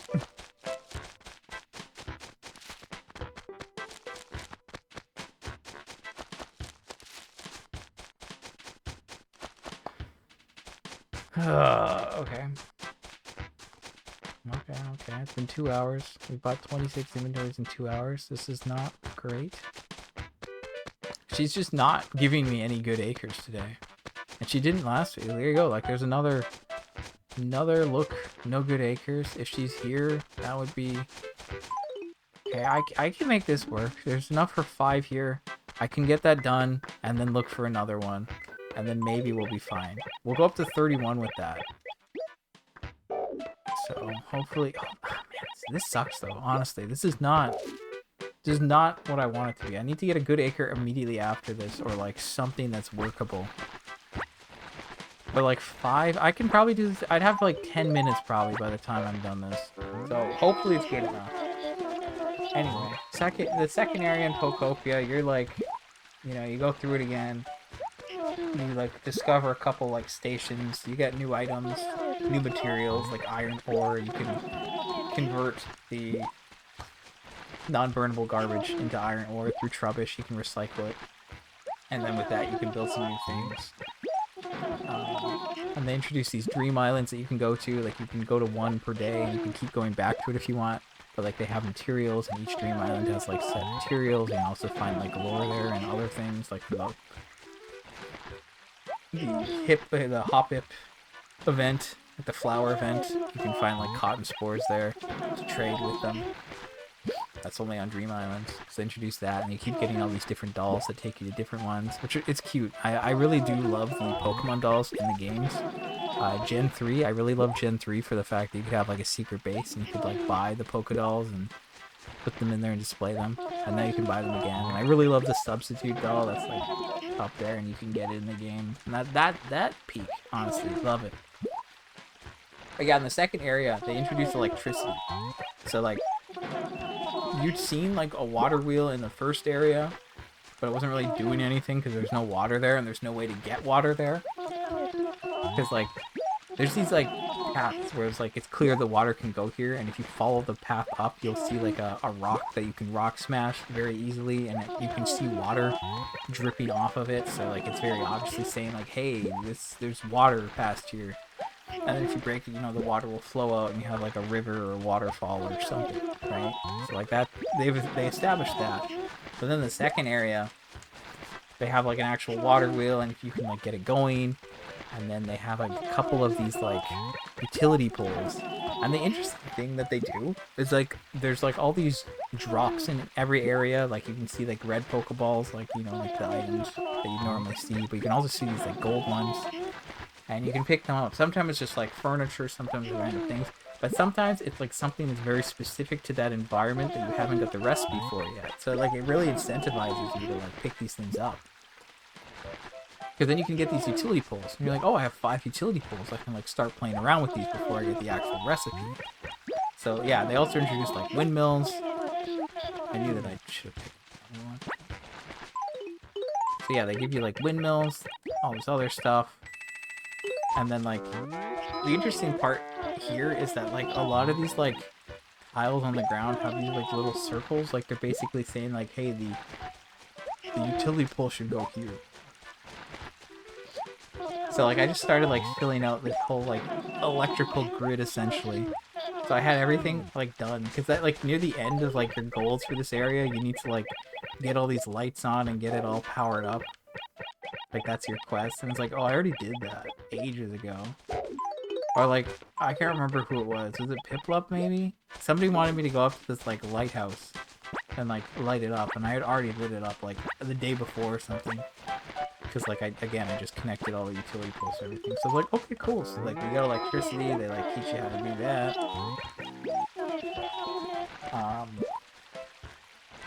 And then, yeah, they also give you, like, surf and transform. Transform's, like, you can just Gmod it. I think it's, like...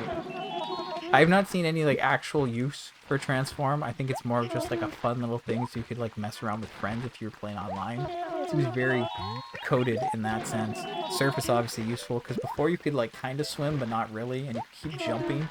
Oh, yeah, Magikarp teaches you how to jump in the first area. That was pretty peak. So, like, yeah, you can keep jumping along the top of the surface, and it kind of helps you to get... But you can only stay in the water for so long. And obviously, you could, like, build things, and I kind of built one of those things to get to the ship before I got surf, because that's when it, like, tells you to go there. So again, I wouldn't call it a sequence break. Okay, I've played these games before. I understand Minecraft. I know how to place blocks. But it's obviously, like, they're not telling you to go there until after you have surf. Because, like, Happiny doesn't show up until after that. Because I didn't see Happiny the first time. Anyway, the second area introduces, like, Mosslax and Pikachu. And, like, because those were showing, like, the promo trailers and all that stuff. But yeah, you know, I got stuff built up there, and got a bunch of, like, random Pokemon. I got Executor, which was cool. Piplup was there, that's cool. Electabuzz showed up. Some other ones. Zubat. So yeah, there's all sorts that you get there. Wingull showed up. Love Wingull. A little seagull friend. Yeah, so, like, that one was good. And I guess I kind of, like, completed that. And again, I did the thing where I built the Poke Center, and then I got the environment level to 5, and then I moved on to the next one. And then at that point, I went back to the first area, and I said, oh, there's a town here you can go to. And I was like, oh, yeah, I built a way here, but I didn't go there because it told me not to go there yet. But now it's, like, telling me to go there. And I go there, and it's Pallet Town, but it's spelled, like, Color Palette Town. And that's, like, a more sandboxy area where there's, like, no progression. You can just, like, do things there, but also there's specific Pokemon that only show up there. So it's like this, like, half like, hey, this is your sandbox, go build whatever you want, but also there's, like, some things to do here. Certain ones you can only see while you're here. And then Eevee's there, and Eevee's like, oh, I can't, my friends are all gone, can you get them, how to find them? And, like, it gives you, like, these special challenges to do in the PC there. And those special challenges reward an item, and if you use that item, you can build a habitat that brings back one of the evolutions. You're like, okay, that's kind of cool. It's kind of cool, I like that. So I've got, like, 2 of them at this point. Some of them take a long time. I don't know if, like, I'm doing some things wrong, but, like, growing vegetables takes forever. Even using, like, Pokemon with Grow, like, they can only do so much per day. And it says keep watering them, but, like, I did water them, and they're by water, so they're already hydrated? I don't know. I'm very confused. And I don't know if I take, like, multiple Grow Pokemon, they'll, like, all use it. Or if it's, like, no, only one can use Grow per day. I don't know. It's weird. Okay, I haven't figured that out yet. I haven't also really tried it. Also, you can, like... I haven't figured this out, but the people, like... The thing said at one point, oh, you can bring Pokemon from other areas to Pallet Town. So it's like, yeah, if you're following... Or if a Pokemon's following you and you travel to the other area, they do come with you. But then they'll go back home. But I guess if you made a habitat in that area, maybe you could invite them to stay there. I'm just trying to figure out, like, because, like, some Pokemon are clearly only meant to be found in certain areas, right? Where it's like, you can only build this, like, well, even then I don't know if that's true.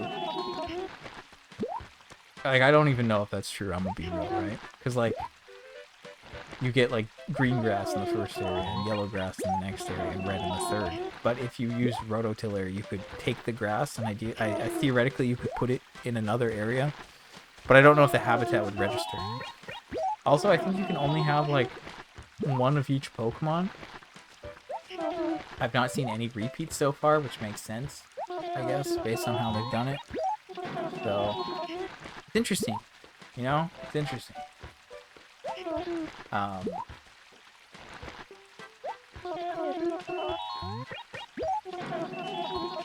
because yeah, like the environment level, it's like it's based on how much a Pokemon enjoys their home, right?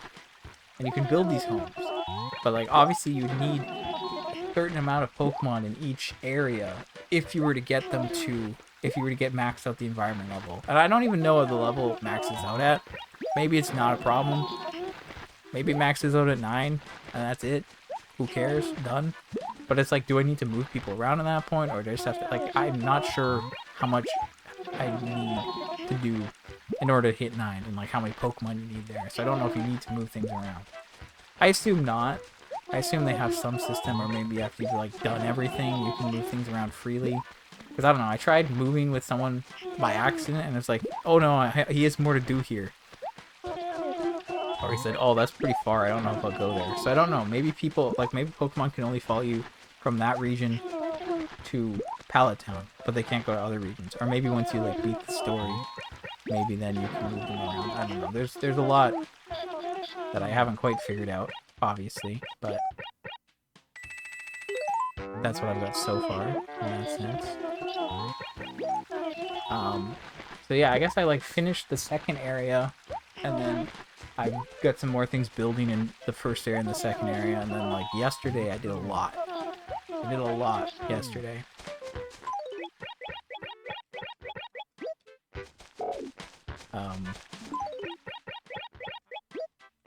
So one of the things I noticed, interestingly enough, I didn't realize until, oops, I'm annoying. Okay, so I have 2 more to buy here. 11:46. This is gonna get kind of tight on time, but hopefully we can still make it work. If not, this is a bummer. Anyway, what just happened? It's not what I meant to do. Anyway, so I think on the second day or third day, I guess I started Wednesday, so maybe the third day, I said, let's build this like pink hut or pink house kit. You know, I had this kit. Makuhita was like, hey, can you build this kit? I have this kit, can you build this? I was like, okay.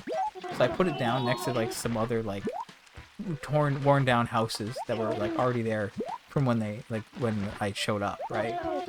So I build this kit, come back the next day, I unveil it, and I'm like, this looks almost identical to the house next door. Huh. And then I look at the house next door, and it's like, oh, it's missing doors. Looks like identical otherwise. And then I just put doors on it, and it's like, boom, this is a house now. I'm like, you're telling me that I bought this kit, and I put all these ingredients in it, and then I waited a day and put all these Pokemon on it, and then they just built it. But I could have just built it on my own. I'm like, oh, that's interesting. Now, that doesn't go for everything. Like, there are different types of structures and houses. I guess there's, like, these kits where it's like, yes, this builds a house that is essentially just blocks. And you could build this on your own. Or you could find one of the existing ones and fix it up yourself, right? But then there's also these ones that you can build that, like, are actually, like, loading screen. Like, you know, they're behind loading screens. Like, you build these, like, little huts. Then you can build, like, a medium-sized hut. Or you can build, like, another one, or you could build like a cottage. So I built like one cottage in like the first area or something, so it can like, it's like decently sized. You can actually like put a lot of furniture in it, and it can hold like 2 Pokemon. You can also spend more and build an even bigger one. Haven't done that yet, but I built the second one, so that should be ready today. And I did the same thing in the second area. And then I'm building a hut in the third area, which again, it's one of those weird block ones, but I'm kind of just like building it so I know what it looks like, and then I could go and restore the other ones in the area if I want to. So yeah, it's like interesting in that sense, because like, yeah, if you just put, like, you can just make anything and it can be a house. Those houses are so small though, and you could put 4 people in it. I'm like, that makes no sense. But yeah, like, you could just make anything into a house, which is like interesting. And I don't know, like, I haven't played around with it too much, but like, Zubat at one point asked, he was like, oh, can you like make me like somewhere that's like different? Like, I don't like this area, it's got like too much light, I want it to be darker. And you're like, okay, I'll make a cave. And then you just like put a bench and a trash can in a little like thing you dug out. And it's like you could put walls on it. You could put a door on it. You know, you could turn it into a cave house and it would still count.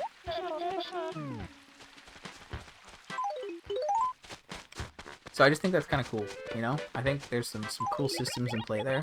I'm a fan. And then yesterday I went to like the third area for the first time, and then after some time I went back to the second area and the first area, and I was just like doing random things. Also, because like my chests are, you know, storage is a bit weird in this game. First you start with like 2 rows of inventory, and then as you go, you can get a 3rd row of inventory once you've done enough in the first area, and then in the second area you can get another upgrade and it gives you a second inventory of 3 rows, and then the third area you can do the same, and you have a third one, so you can just be like switching between different pages of your inventory. It's very Stardew coded essentially, because you can also get an action bar. I mean, it's literally just Stardew, but like with more, I guess. Because Stardew, it's like, hey, you have your hotbar, and then you have like 3 inventory rows. But it's, imagine that, but you also have like 2 more pages. And the bar is like independent. I don't know. So like, yeah. But then there's like lots of stuff, and I'm like storing them all over, and like furniture, it's like it takes up so much, and it's just like I have multiple chests, and I haven't got a lot of the Pokemetal that you need to make the large chests, because the large chests are like, again, 3 pages of 2 rows, whereas the normal chests are just like 2 rows. So I have like 2 large chests that have like a bunch of certain things in the first area. But like, if I need to go back, I gotta like travel back, grab stuff, and then come back. Which is easy, because you can just use your Pokedex and say like, oh, return home, and then pick a home in those areas and just go back. But it's like, oh, I need to like load, go there, and, you know, so it's like, it's a thing. So like, it helps to like keep certain things on you at all times. So I guess that's why they have your inventory so big, but at the same time, it's like, I have too much. Anyway, I've been having a lot of fun with it. Good. But yeah, yesterday I went back to the second area, and Piplup had a quest, and he was like, oh, I want a waterfall here. I'm like, okay. Well, I can't really do that. I'm like, oh, well, if you get Wooper, he can help. I'm like, Wooper? My boy? I love Wooper. So then I got Wooper, and then he like taught me how to like suck up liquids. So now I can move liquids around. It's like, wow, I missed this. Crazy that like I just didn't do this one mission, and then he lost some mechanic. And then after that, Torture's like, oh, I want a hot spring. If you drink this like hot tea from the thing, then you can make hot spring water. It's like, okay, that's kind of funny.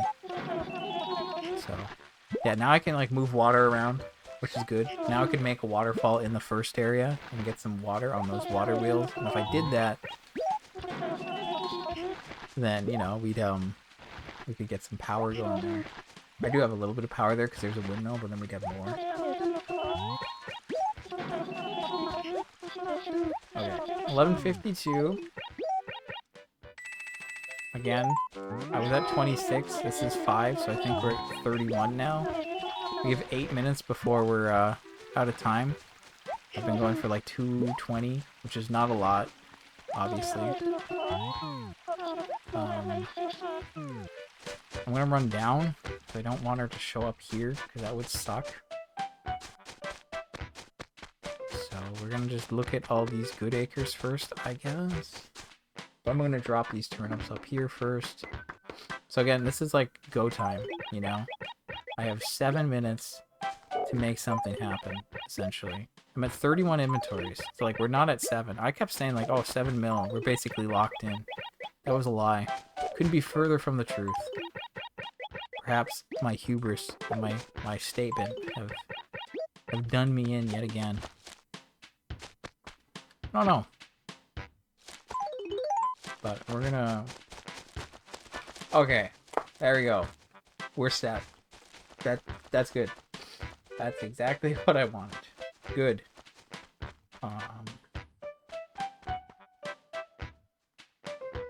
1 second. I gotta do some math here.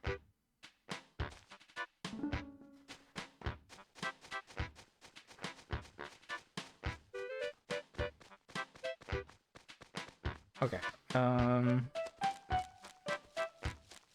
So it's 1.92, divide that by this. That's 10.7 inventory. So that would put us at 41. We could have a crazy week on our hands here, actually. Because, like, this is, like, down to the wire. Normally it's not this close. And thankfully, we only have one house in that acre right now, which is good.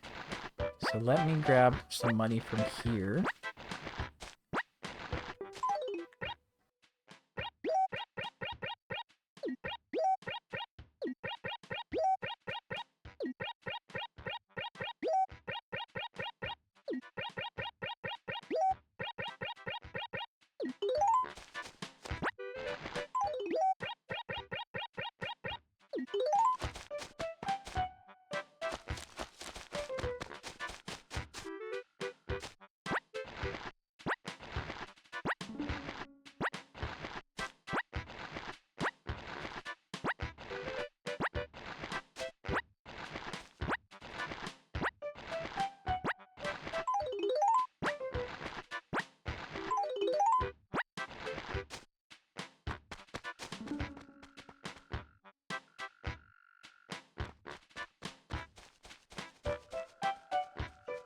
Okay, so with all that, that's 13 inventories. And then I have a 14th in my letters.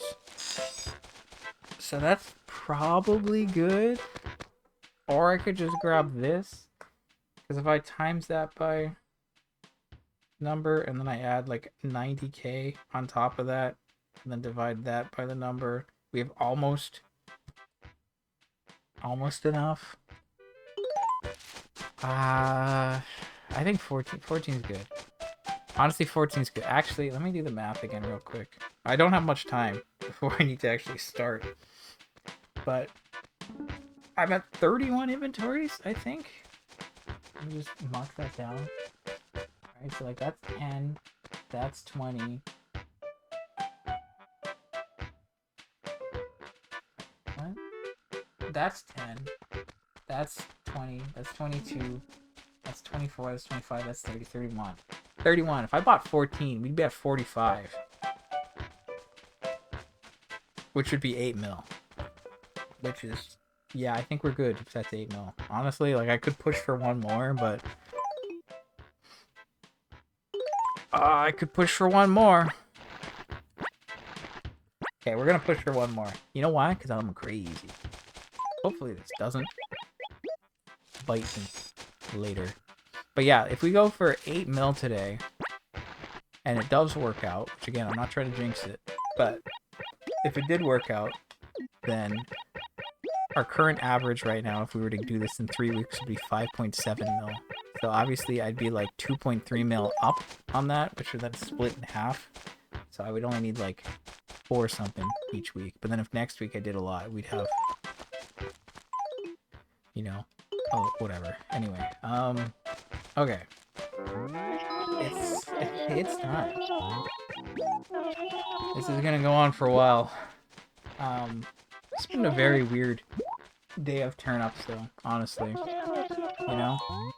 It's been very weird. It's been very all over the place. We've bought like in 1, 2, 3, 4, 5, 6, 7, 8, 9, 10.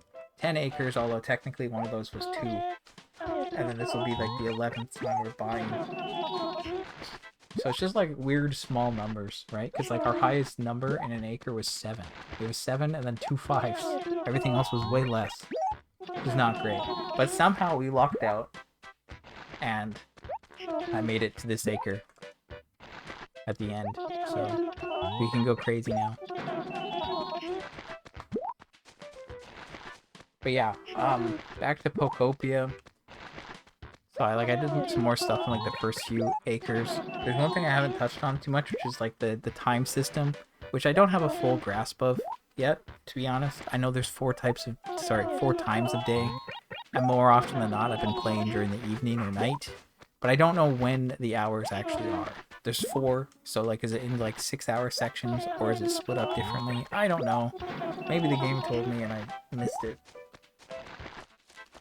I can tell when it changes.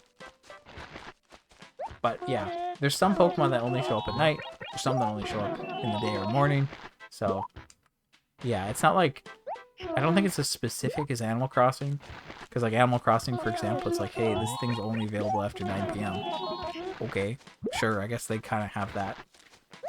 But most of the daytime stuff is like, oh, it's from like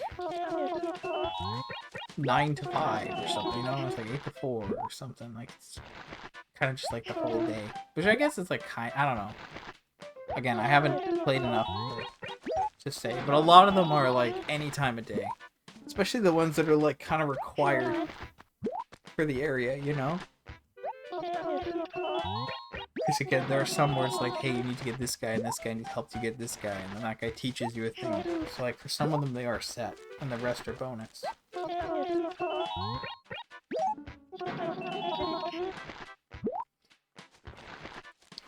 But yeah, so that's just how that goes. But the third area is cool. It's like a mine.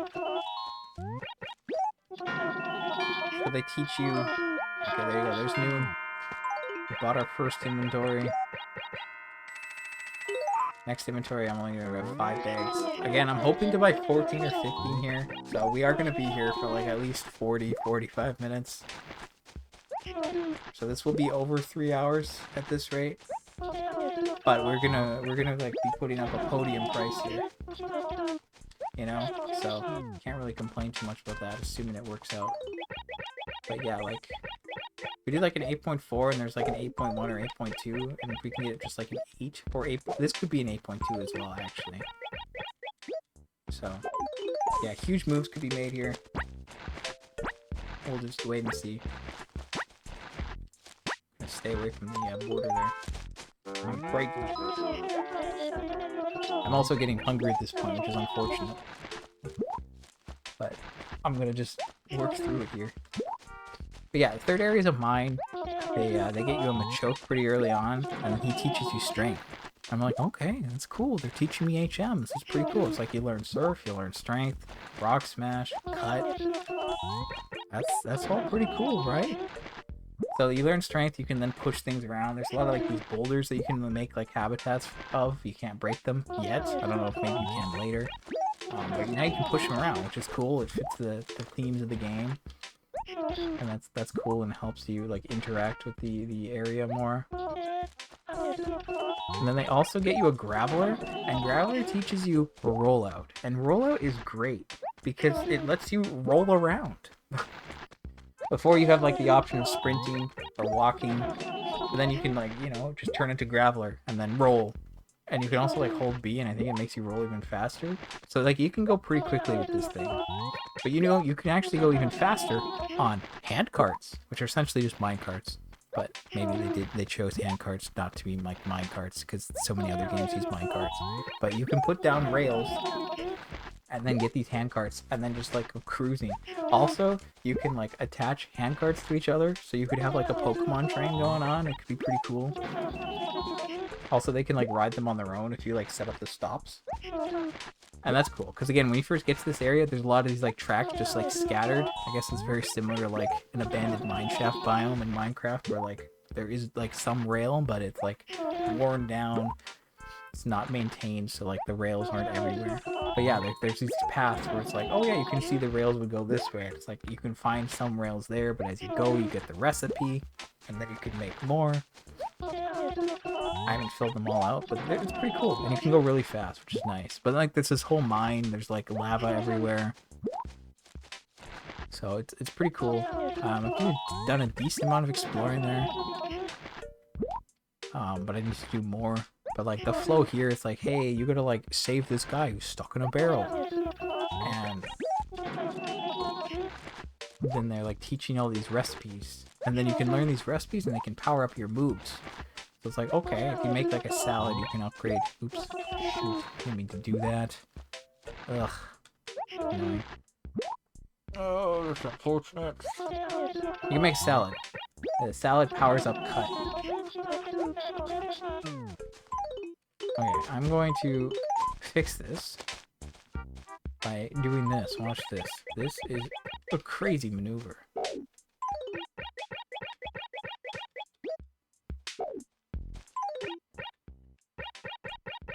Gonna drop the 50 out of the acre. Yeah. Crazy stuff, I know. I'm gonna buy one. And I'm gonna drop this. and then we're gonna be good. Okay. Let's try that again.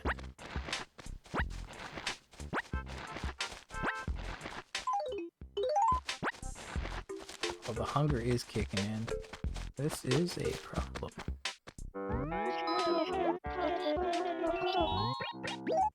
Yeah, so you get like cut. You can power up cut. No, sorry, you don't do that first. The salad powers up leafage. My bad. And then you can use leafage in a different way. Before you could just like make grass on like grassy blocks, but now if you use it, you can hold it and you like make 5 things of grass. But you can also use it on water to create like little lily pads. You can create it on like stone and caves to make moss, and those help with other environments. You're like, okay, this is interesting. And then your PP, your power points, right, in game, that's like your stamina bar. When you do one of these buffs with the food, it creates its own bar that's independent of the other ones, and that's cool. And then you make then you make bread. And the bread powers up your cut, and then you can save the chef from the barrel by cutting the chain that the barrel is being held by. And it's a big old squirrel greeting. And then you get another recipe for hamburger steak, of course, because, you know, Japan loves their hamburger steak. It's not bad. I had it once there. I was like, okay. Obviously, like, to me, as somebody who is a burger enthusiast, hamburger steak does not sound good. It's not an appetizing name, okay? But when I ate it, I was like, it's pretty good. It's pretty good. But the name does not sell it, you know? But you make that, and that powers up your rock smash. And this one you gotta make a lot of, I think, because like you go through it so quickly. But powering up your rock smash allows you to break more things, like ore. Because before there's like a bunch of copper ore, and I had tons, and I had nothing to. I could not do anything with it. It's like, oh, you need a smelting furnace. It's like, well, I don't have one. I've never even seen one. But now that you've powered up, I'm getting ahead of myself. I've messed up the flow here. Actually, I'm sorry. Yeah. I know, like, that's the thing. I was gonna say, like, hamburger, or, like, whatever. How do they? Hamburger? No. I'm trying to think of it, how they actually say it. But yes, hamburger, they do very different things. They do struggle. But this one is literally just translated as hamburger steak. And I was amused by that, because I'm like, that's not what they call it. But, yeah. Funny. So, anyway, you make a cutting board to chop the salad. That's how that works. And then you make a bread oven. Hamburger. Yeah. Hamburger. Oh, yeah. That's yeah. Gu and ba. Or ga, sorry. Hamburger. It's funny. Very funny. But you make a bread oven, and then you get the bread, and he's like, hey, you need a frying pan. And then they said frying pan. I thought about that one clip from that one Pokemon movie where Brock is like, hey, I know. I'll use my trusty frying pan as a drying pan. Because they're running and they're in the rain. And that's all I could think about at that point. But to do that, you need copper, because you need to make it from metal. And then they're like, oh, you gotta get like a smelting furnace and get some ore. And then you like go to a little cave, and you set up the station that's habitat for Magmar to show up. And then I just leave him there like a slave, smelting my ore. So yeah, you like do that. I built like a minecart track there, or handcart track there, so I can get there real quick. And then like you get the copper, then you can make the frying pan, then you can make the hamburger steak, the weird fusion food. Fusion because it's combining the names of 2 different things, and it's not actually what the dish is called, but whatever. But it was also, I guess, fusion food because it's like a weird take on a burger, even it's nothing like a burger. Anyway. Then you can power up Rock Smash. Then you can, like, destroy gold ore or iron ore, and then you can get those processed. And then with that, you can make more things. All very fun. And then with cut, you can also like cut through these grates that I had previously seen in some areas, so you can like get to different areas now. And you can also like charge it up so it cuts more. I was practicing on one of the dream islands, and before it would take like 4 chops, 2 to cut down a tree, and then 2 to remove the stump. But if you charge up cut, it just takes everything out of one. And I was like, whoa, that's crazy. Like, this is nice because they're like, hey, there's these skills, and we're giving you their like own separate bar for when you're trying to do these things, and then helps keep your regular bar fine for when you're doing the other things. So I think it's like it's a good incentive. I think it's a good system. Because like sometimes in these games where you like have to cook way too much and there's too much meal management, it's a pain. The one that I would complain about off the top of my head is Valheim. I like Valheim. I think the concept's really cool. I like it. There's some good stuff in it, but there's some things that just hold it back for me. And that would be the meal system. Because like you have base health and you have base stamina. And you basically need to eat a meal to keep stamina and health. And like maybe the meal only lasts for like 16 minutes. And like part of what I like about these games is you can just like go for hours and just keep working on things and you don't have to like worry too much. But at that point it's like there's too much because you're like, oh, I only have so much of these supplies. And then I can use like these other meals, but then they're worse and they don't do as much. They don't give you as much stamina. Like some are good for stamina, some are good for health. And then like based on your ingredients that you have, you don't like, you know, I don't know. Like in Minecraft, when they introduced hunger, you were like, what? Hunger in Minecraft? I can't just, what? It was a bit of a shift, you know? But then like at that point you get like a really big wheat farm and then you just have like a stack of bread on you at all times and nobody cares. It's so easy. You just eat whenever it's low and you have so much. It's so easy to get that amount. But in Valheim it didn't feel that way. And maybe that, I don't know. That could be for a lot of different factors, but I feel like that's like too much. Here it's like, okay, you can make one thing, you can eat it, great.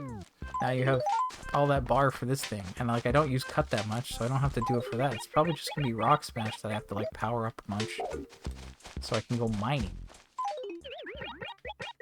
But yeah, then it's like there was another smelting furnace that I found, so I moved that closer to like my setup. And then with the iron, I was able to make another one. So now I have 3 going. I was able to make glass in one, but I haven't used glass for anything. I was like, ooh, new material, that's cool. I like that. I think I need to like do one more like this maybe. But yeah, I was having fun with this. That was cool. I've been like progressing through it. You have to like throw a party there.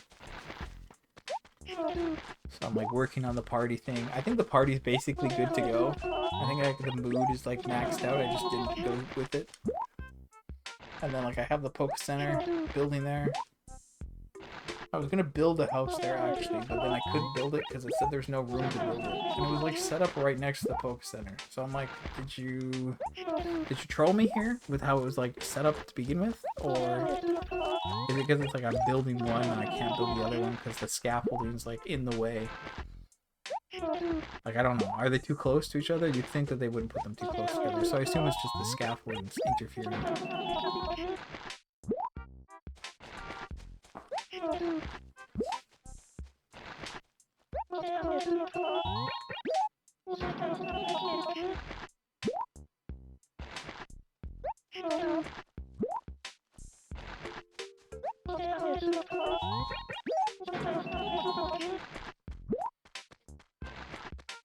But yeah, like there's a good incentive to like upgrade your environment levels and raise them rather in each area, because each area has its own different shop and challenges, and then each shop has different stuff. So like they have different materials, they have different items, they have different recipes. So like it does pay off to like raise the levels. Like Pallet Town, for example, once you hit level 3, you can get a fishing rod. There's only been one fishing rod I've seen in like my 23 hours, and it's in the first area. And yes, I could have taken it and moved it around, but now I can have multiple. Which I haven't done it yet, but if I set that up in the second area where there's mud, or if I took mud anywhere else, then I could get Grimer or Muck maybe. Well, you can get Grimer, so I assume you can get Muck from there too. And that would be cool. But yeah, I mean, like, so far, a lot of the Pokemon picks are pretty good. Yesterday when I was playing, there were some ones from newer gens, and they, like, showed up. I'm like, I don't know who you are. Or, like, I've seen them, but I have no idea what their name is. So, like, that's kind of funny. But for the most part, it's been a lot of the ones that I, like, know and like. So, like, that's good. You know, that's cool with me. But yeah, a lot of that. Interesting stuff. But yeah, I've honestly been having a lot of fun with it. Like, it's really easy for me to just, like, focus on that and just play that for ages. Which is nice, you know? Because I feel like I've just been doing so much lately. And trying to do so many different things. And for me to just, like, kind of shut all that off and just, like, oh, yes, let me build more hexes for my Pokemon. It's been good. So, I've been having a good time. I'd say it's a very good game. You know, I've always been I've been interested in Dragon Quest Builders for a long time. It's made by the same team. It's obviously very similar. I don't know how similar it is, to be honest, because I haven't played. I haven't looked into, like, Dragon Quest Builders too much. I considered it, but, like, you know, I never went in on it, so. But I'm having fun. I'll be playing more of it today, for sure. But yeah, it's, like, interesting, because, like, the time of day stuff, like, you know, most days it's like, well, I can play in the evening and at night, and I don't always get a lot of daytime. But, like, yesterday, I was like, yep, I'm starting in the morning. I gotta get this going. Got Bird of Daylight here. I can't miss out. Gotta get Wingle. He only shows up in the day, rather. And again, like I said, I play a lot of night. But yeah, it's like I have one house where, like, the people are pretty happy. Hitmonchan is, like, his like, level is at awesome right now, and I don't know if it can get bigger than that. But, like, his is really, like, a basic setup, so I don't know. But no, it's like, interesting, because, like, each one has, like, different likes. So it's like, if you make one big house and you put a bunch of stuff in it, and you find people that, like, or put Pokemon together, like, that have similar tastes, then maybe they could both have a really good house. But, I don't know, it takes, like, a lot of, like, looking around and thinking. I think, like, you could do it in a pretty easy way, because, like, you can filter, like, your Pokedex to, like, the current area, and then look at the things, and you just gotta, like, look at who's, like, has a low rating, and just, like, work on bringing those up. But yeah, like, I don't know, I'm interested in trying to 100% it. And I don't know if that's foolish or not.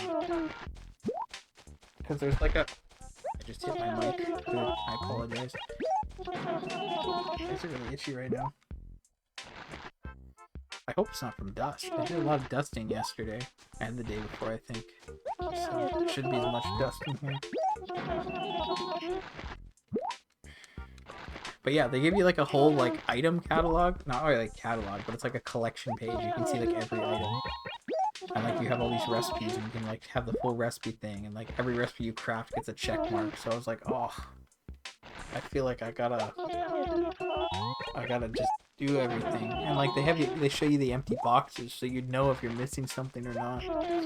Something New Horizons didn't do. I'm still mad about New Horizons not having, like, an actual, like, mark to say, yep, you have all the clothes, or yep, you have all this furniture. How hard is it to program? It's not. It's really not. Why couldn't they do that for me?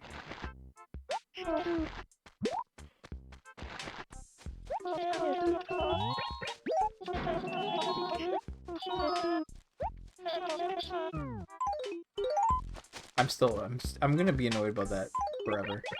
Until they release another update where they have it. But if they were to do that, they'd probably release, like, a boatload of new content to troll me with at the same time. Knowing them, that's how it would go.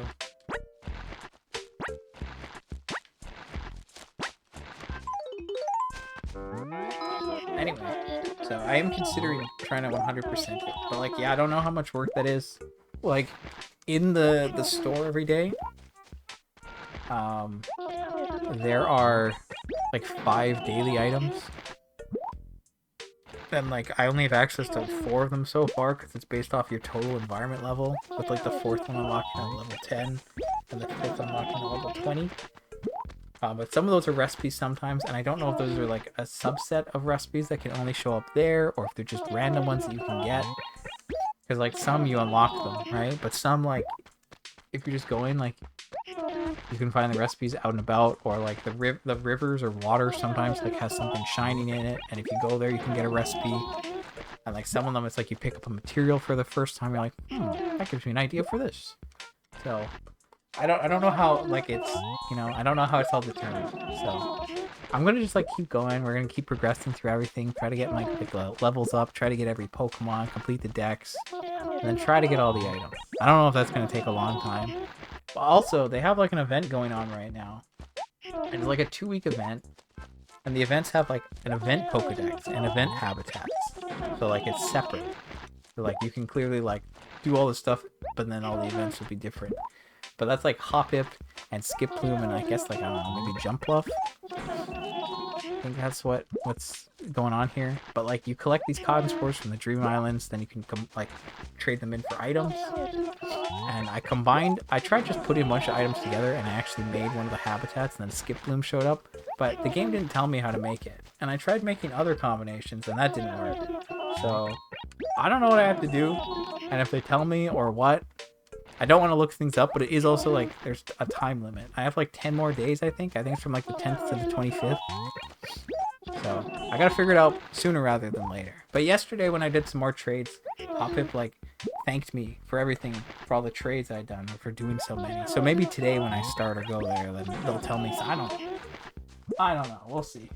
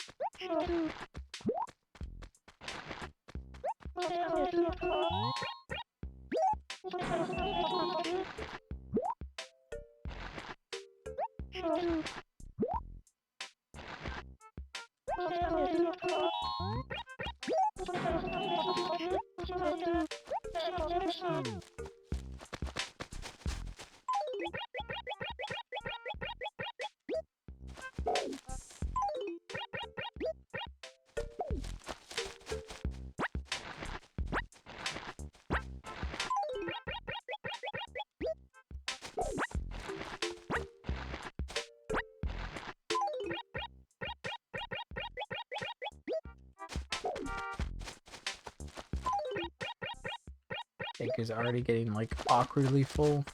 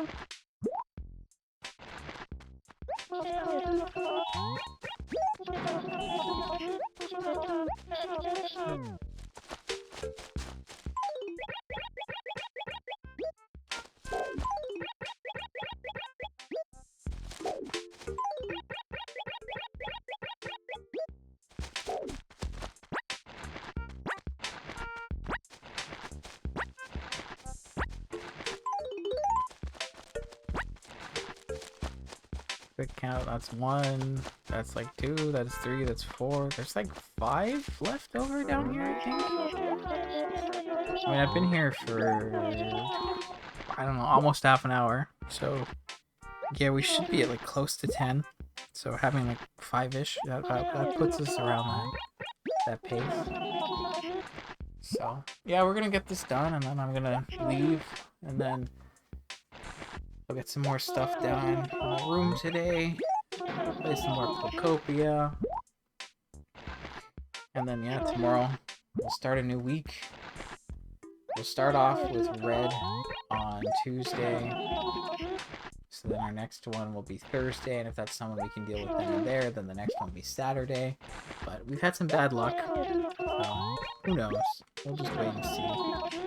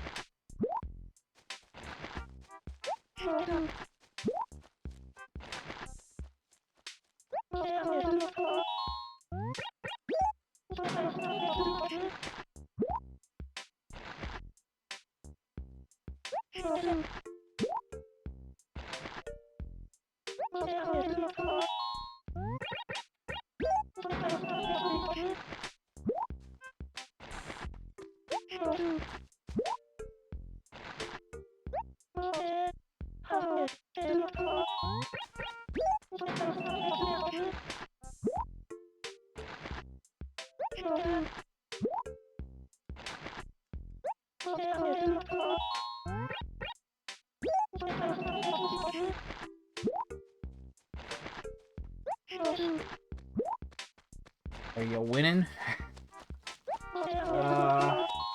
Maybe. I don't know yet. It's a very good question. There's been a very, very scuffed turnip stream, to be completely honest.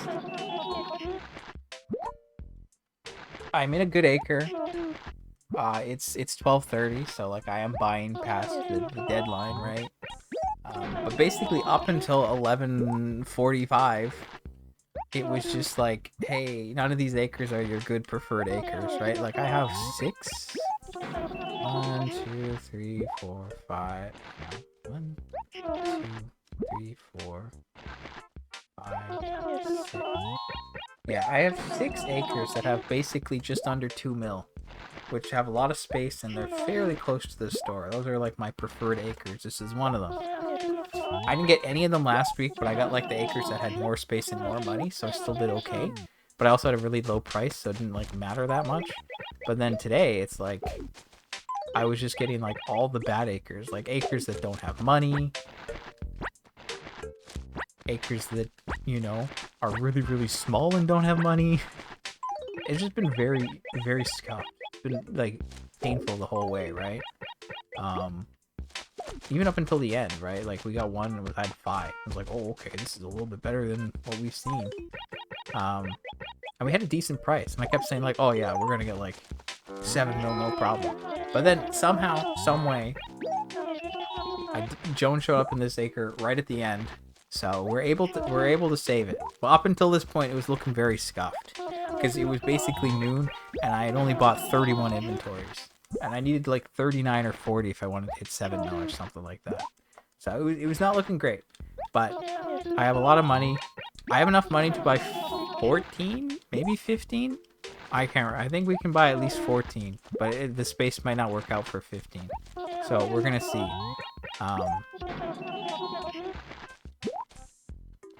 But yeah, so I think we can buy 14 or 15, which will bring our 31 up to 45 or 46. And if it's 45, then we're at 8 mil. If it's 46, it's probably gonna be like 8.2, and that's like a podium day at that point, right? So yeah, things are doing okay now, but they were it's a rough process up until this point. And yes, I think I've only had 1, 2. I guess if I do like a search for a dollar sign and an 8. Yeah, I've only had 2 weeks above 8 mil, an 8.25 and an 8.38. So this could be like the third best week, potentially. Just in purchase alone, I mean. Obviously, there's no guarantee we're gonna get a spike, but it's looking like an okay week so far. Last week didn't go, or I guess this week, but like last time I bought, it was low price. I spent a lot of time. I spent 3 hours. Basically what I've spent so far today. And then I got a decrease, which was unfortunate. You've had a busy couple weeks, and you got a PS3 and PS Vita to distract yourself. Nice. That's fun. I did get a PS3 myself in the past, I don't know, 6 months. And I have got a decent collection of games, but I honestly haven't done much with it yet, to be honest. And I did also get a PSP. I did test that out and make sure it worked, but I haven't really played anything on it yet, because I've been busy, I guess. But that's exciting for you. How much did I pay for the console itself? Not a lot. There's like a couple marks on the top of it, and so it's not like in perfect condition. But I think I got a decent price. Let me open my spreadsheet here.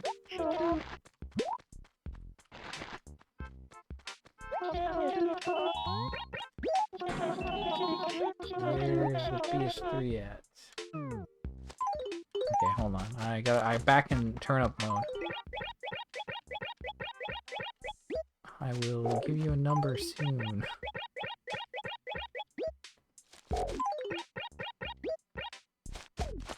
Wow, that was like clockwork there. It's insane.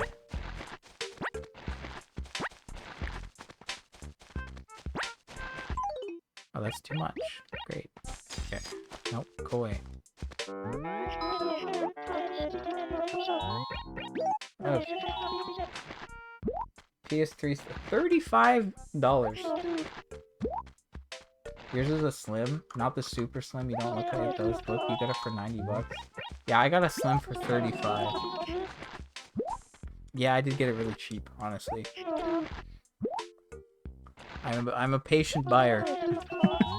Also, that's 35 Canadian. I assume you're talking like 90 American.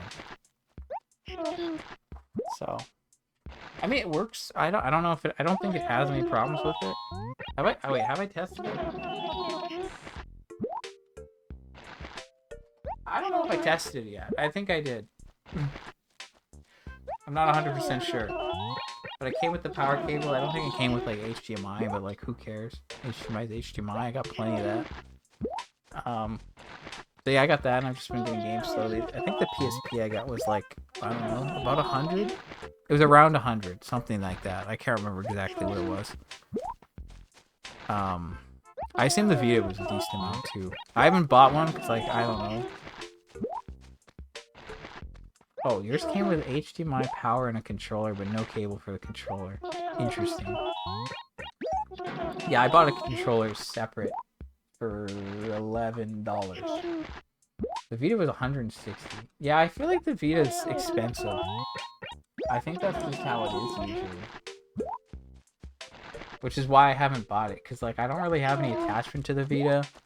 Even like at least the PSP, like I have slight attachment to it because it has Ape Escape. And I remember friends having PSPs, and I played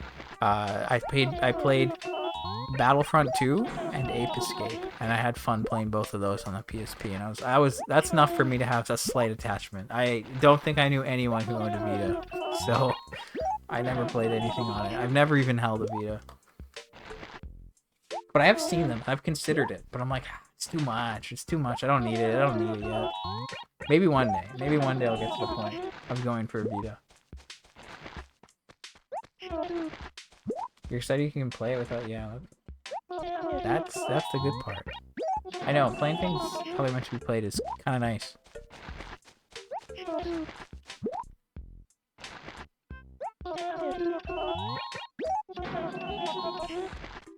That's exciting for you. Definitely.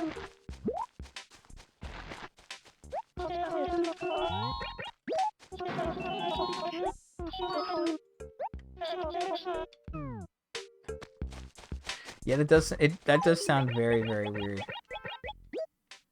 Not gonna lie on that one. That one seems very scuffed.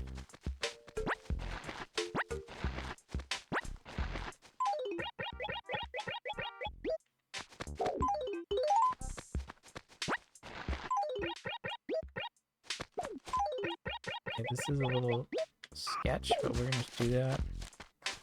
Okay, we're getting close to being done. Again, it has been over 3 hours, so I was ready to get out of here ages ago.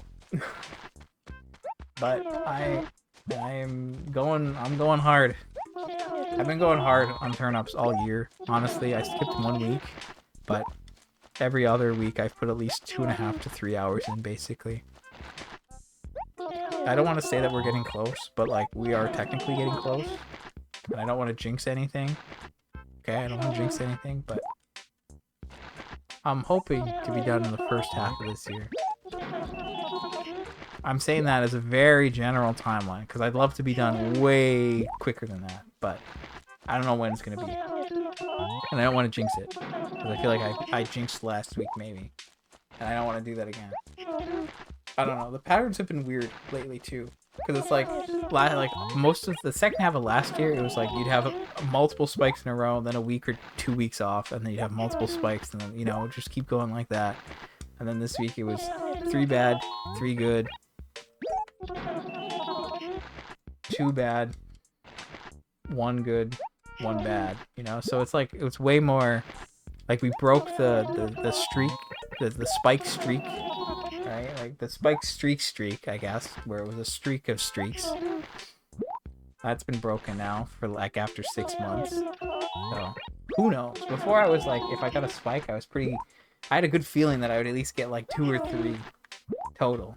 But now that's kind of been ruined. So anyway, we're just gonna buy here. We'll probably hit like a top 3 purchasing number. And then if this week doesn't go well, I'm gonna be very annoyed. And if it goes well, I'm gonna be very happy. And we'll just have to wait and see how it goes. Tomorrow I'm gonna be very nervous on stream, because again, Mondays, I know it's not really like this, but I like to think of it as like there's 3 cases on Mondays. One where you have to sell because it's a decrease, one you have to sell because it's a spike, or one where you wait. And obviously there are 3 cases too, where it's like decrease, a random with spike, and random without a spike. But it's obviously, in that case, you're like, I don't know. You kind of determine. Well, you can determine if it's a, like, I don't know. You can determine for sure if it's a decrease on the first day. And then if the spike shows up, you can decrease it you can determine it that way, but otherwise you have to wait. So I guess when you're coming to like determining what it is, there's like multiple possibilities, but either way, chances are you gotta sell on Monday because there's just high chance.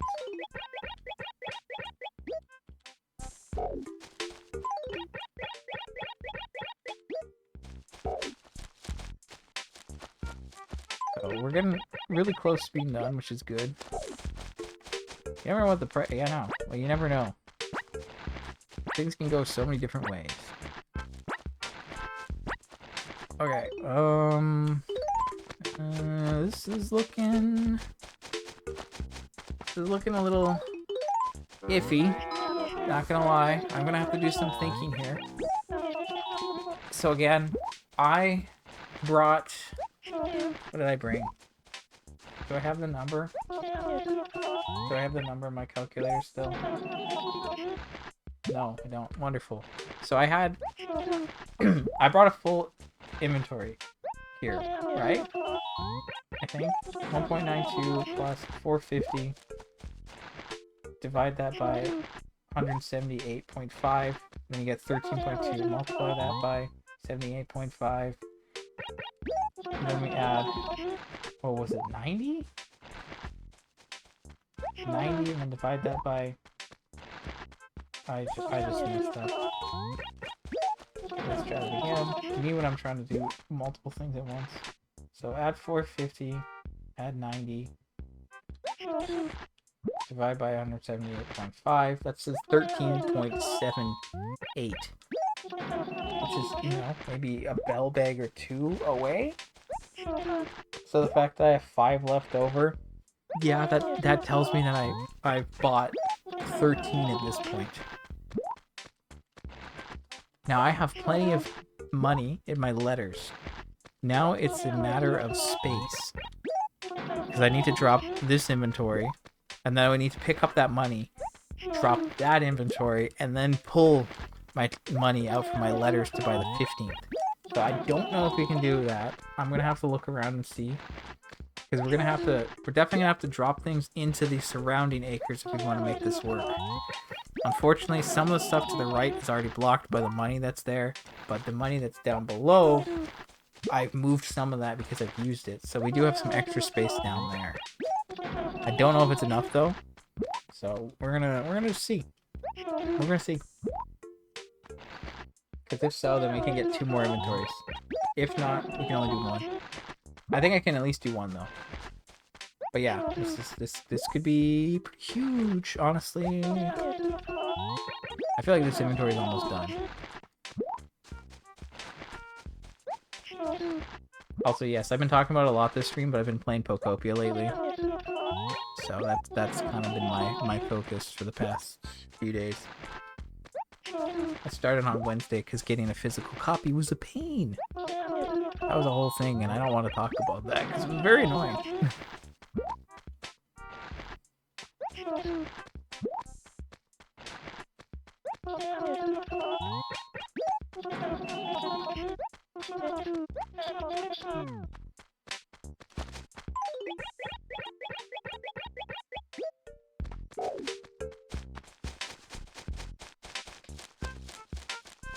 Whoa, sorry. I freaked out there for a second.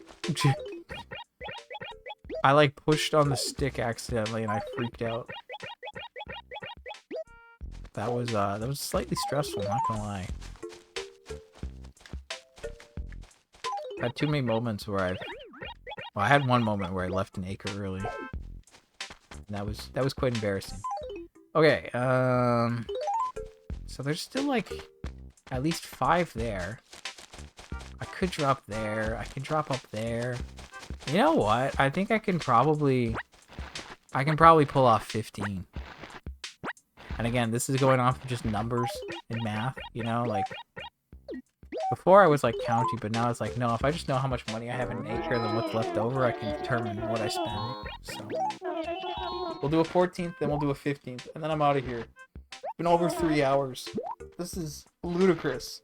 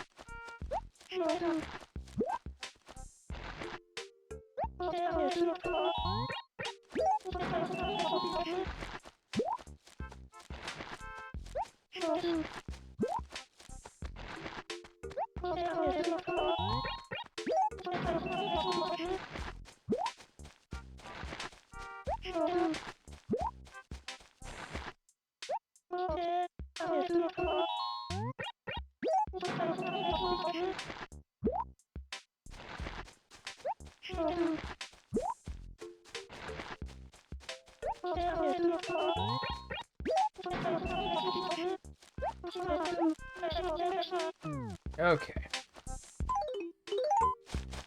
Let's drop this stuff. Okay. No, we're not doing that.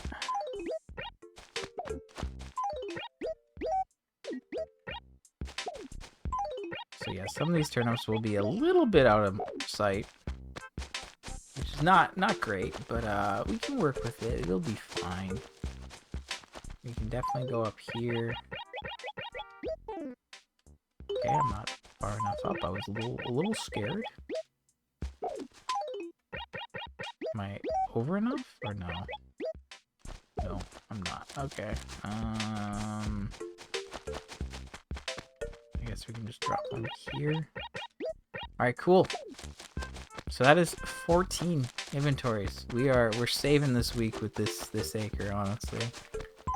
Because I first started, I was like, okay, good price. We got lots of time. I think 7 mil is pretty realistic, and the things weren't looking good. But now we're looking at like 8 something. So honestly, saved. Pretty darn good. But like, at what cost? You know? I mean, it's been 3 hours and 13 minutes. Like, that should tell you how inefficient this was.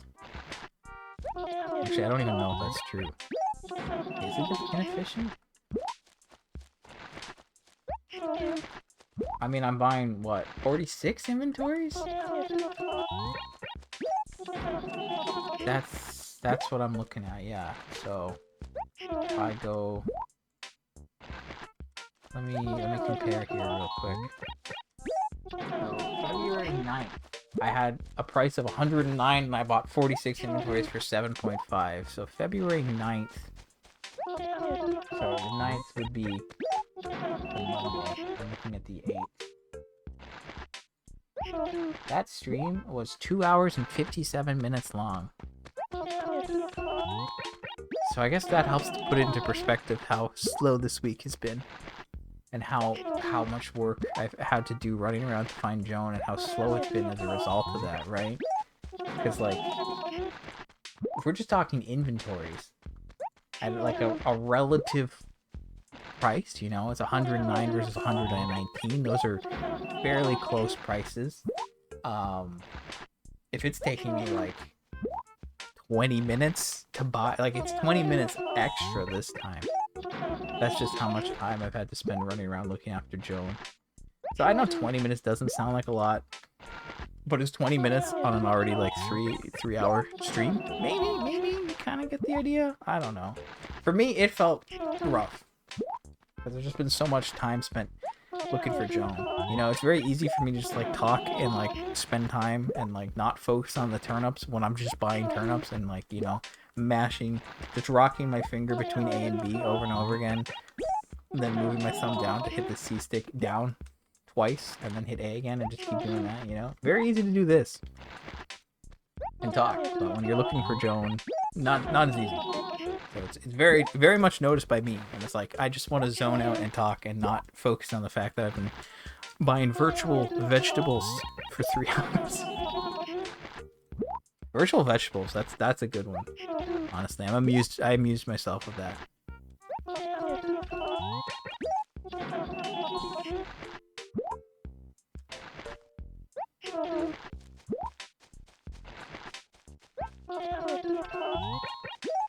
Am I done? Yeah, I'm done. Well, hold up. Okay, I'm done. I'm free. All right. Now I know normally I might consider moving turnips around to make things more efficient. We ain't doing that. I've moved enough. You know, I've bought a lot at this point, and every inventory that I buy in, I move one from, right? And if I bought like in 1, 2, 3, 4, 5, 6, 7, 8, 9, 10, if there was 10 different purchases that I made, well, really, I mean, it's actually like 1, 2, 3, 4, 5, 6, 7, 8, 9, 10. 10 different acres I purchased in, but in one of those acres I purchased twice. So 11 different times I spoke to Joan and bought, which means 11 inventories have already been moved to the store acre and the train station acre. So 11 inventories are there, and 26 are right there in B4. So 26. Sorry, I meant to say 15, but I said 26. Anyway, 15 here. There's 11 that have been moved, which means... Actually, no, one of those 11 would be from that acre, so scratch that. There's 25 inventories that are either here or like here. So over half the turnips are all here. The rest will get moved. I'll do that tomorrow. It's been long enough for me today. It's almost 1 o'clock. And yeah, anyway, let me get a number on this real quick because I want to know where exactly it is. But if we take 178.5, multiply that by 46, we get 8.21. So that is our third best or third highest amount of money we've spent on turnips in a single day or week, whichever way you want to look at it. So that's pretty cool. So I'm going to save up. Again, it's been like 3 hours and 20 minutes almost. There's one mistake of 50 here, which I'm going to move and bring aside just so that I remember that this one's different. And yeah, that's it. So we're going to save, get out of here. I hope you both have a good rest of your day. I'm going to, eat some food. Maybe do some stuff around the room. Play some more Pokopia. Try to chill. Yeah, 3 hours of turnips. Almost 3.5. Pushing 3.5. Kind of crazy. But, fingers crossed. Let's have a good Sunday. Have a good end of the week. Hope for the best for next week with these turnips. I don't want to jinx it. Yes, all the emotes in chat. All the pigs. Gotta bless the pig emotes. So that we can hopefully do well here. But yeah, I'll be back tomorrow in the afternoon, usual time. We'll see what's going on. Whether I have to sell or not. All I can say is that I will be moving turnips tomorrow. Regardless, in all cases, I will be moving turnips. So if I don't have to sell for whatever reason, then yes, I will spend a good 20 minutes or so moving things closer so that things are in a better state for the rest of the week. Anyway, 46 inventories. That's actually one other thing before I'm done. So not only is that the highest amount that I've, highest dollar or bell amount that I've spent, it's actually tied for the most inventories that I've spent. Because before, I bought a 46 at 109, which is, it's the week I compared against. But 46 is the highest amount of inventories that I've bought, with the second highest being 44. There's been a handful of 40s, but 46 is the most. So not only is it tied for the most inventories I bought, also the highest money. So both worked out. Anyway, I'm going to get out of here now. So again, have a good rest of your days. I'm going to do my best here. I'm pretty hungry at this point. I was not hungry when I woke up, so I had a little bar just to get going. And now I'm ooh, I'm hungry. So we'll figure it out. Anyway, I'm out of here. Again, thanks for stopping by. Thanks for watching. I'll see you around soon, hopefully. And we'll see what happens tomorrow. Anyway, I'm out. Goodbye.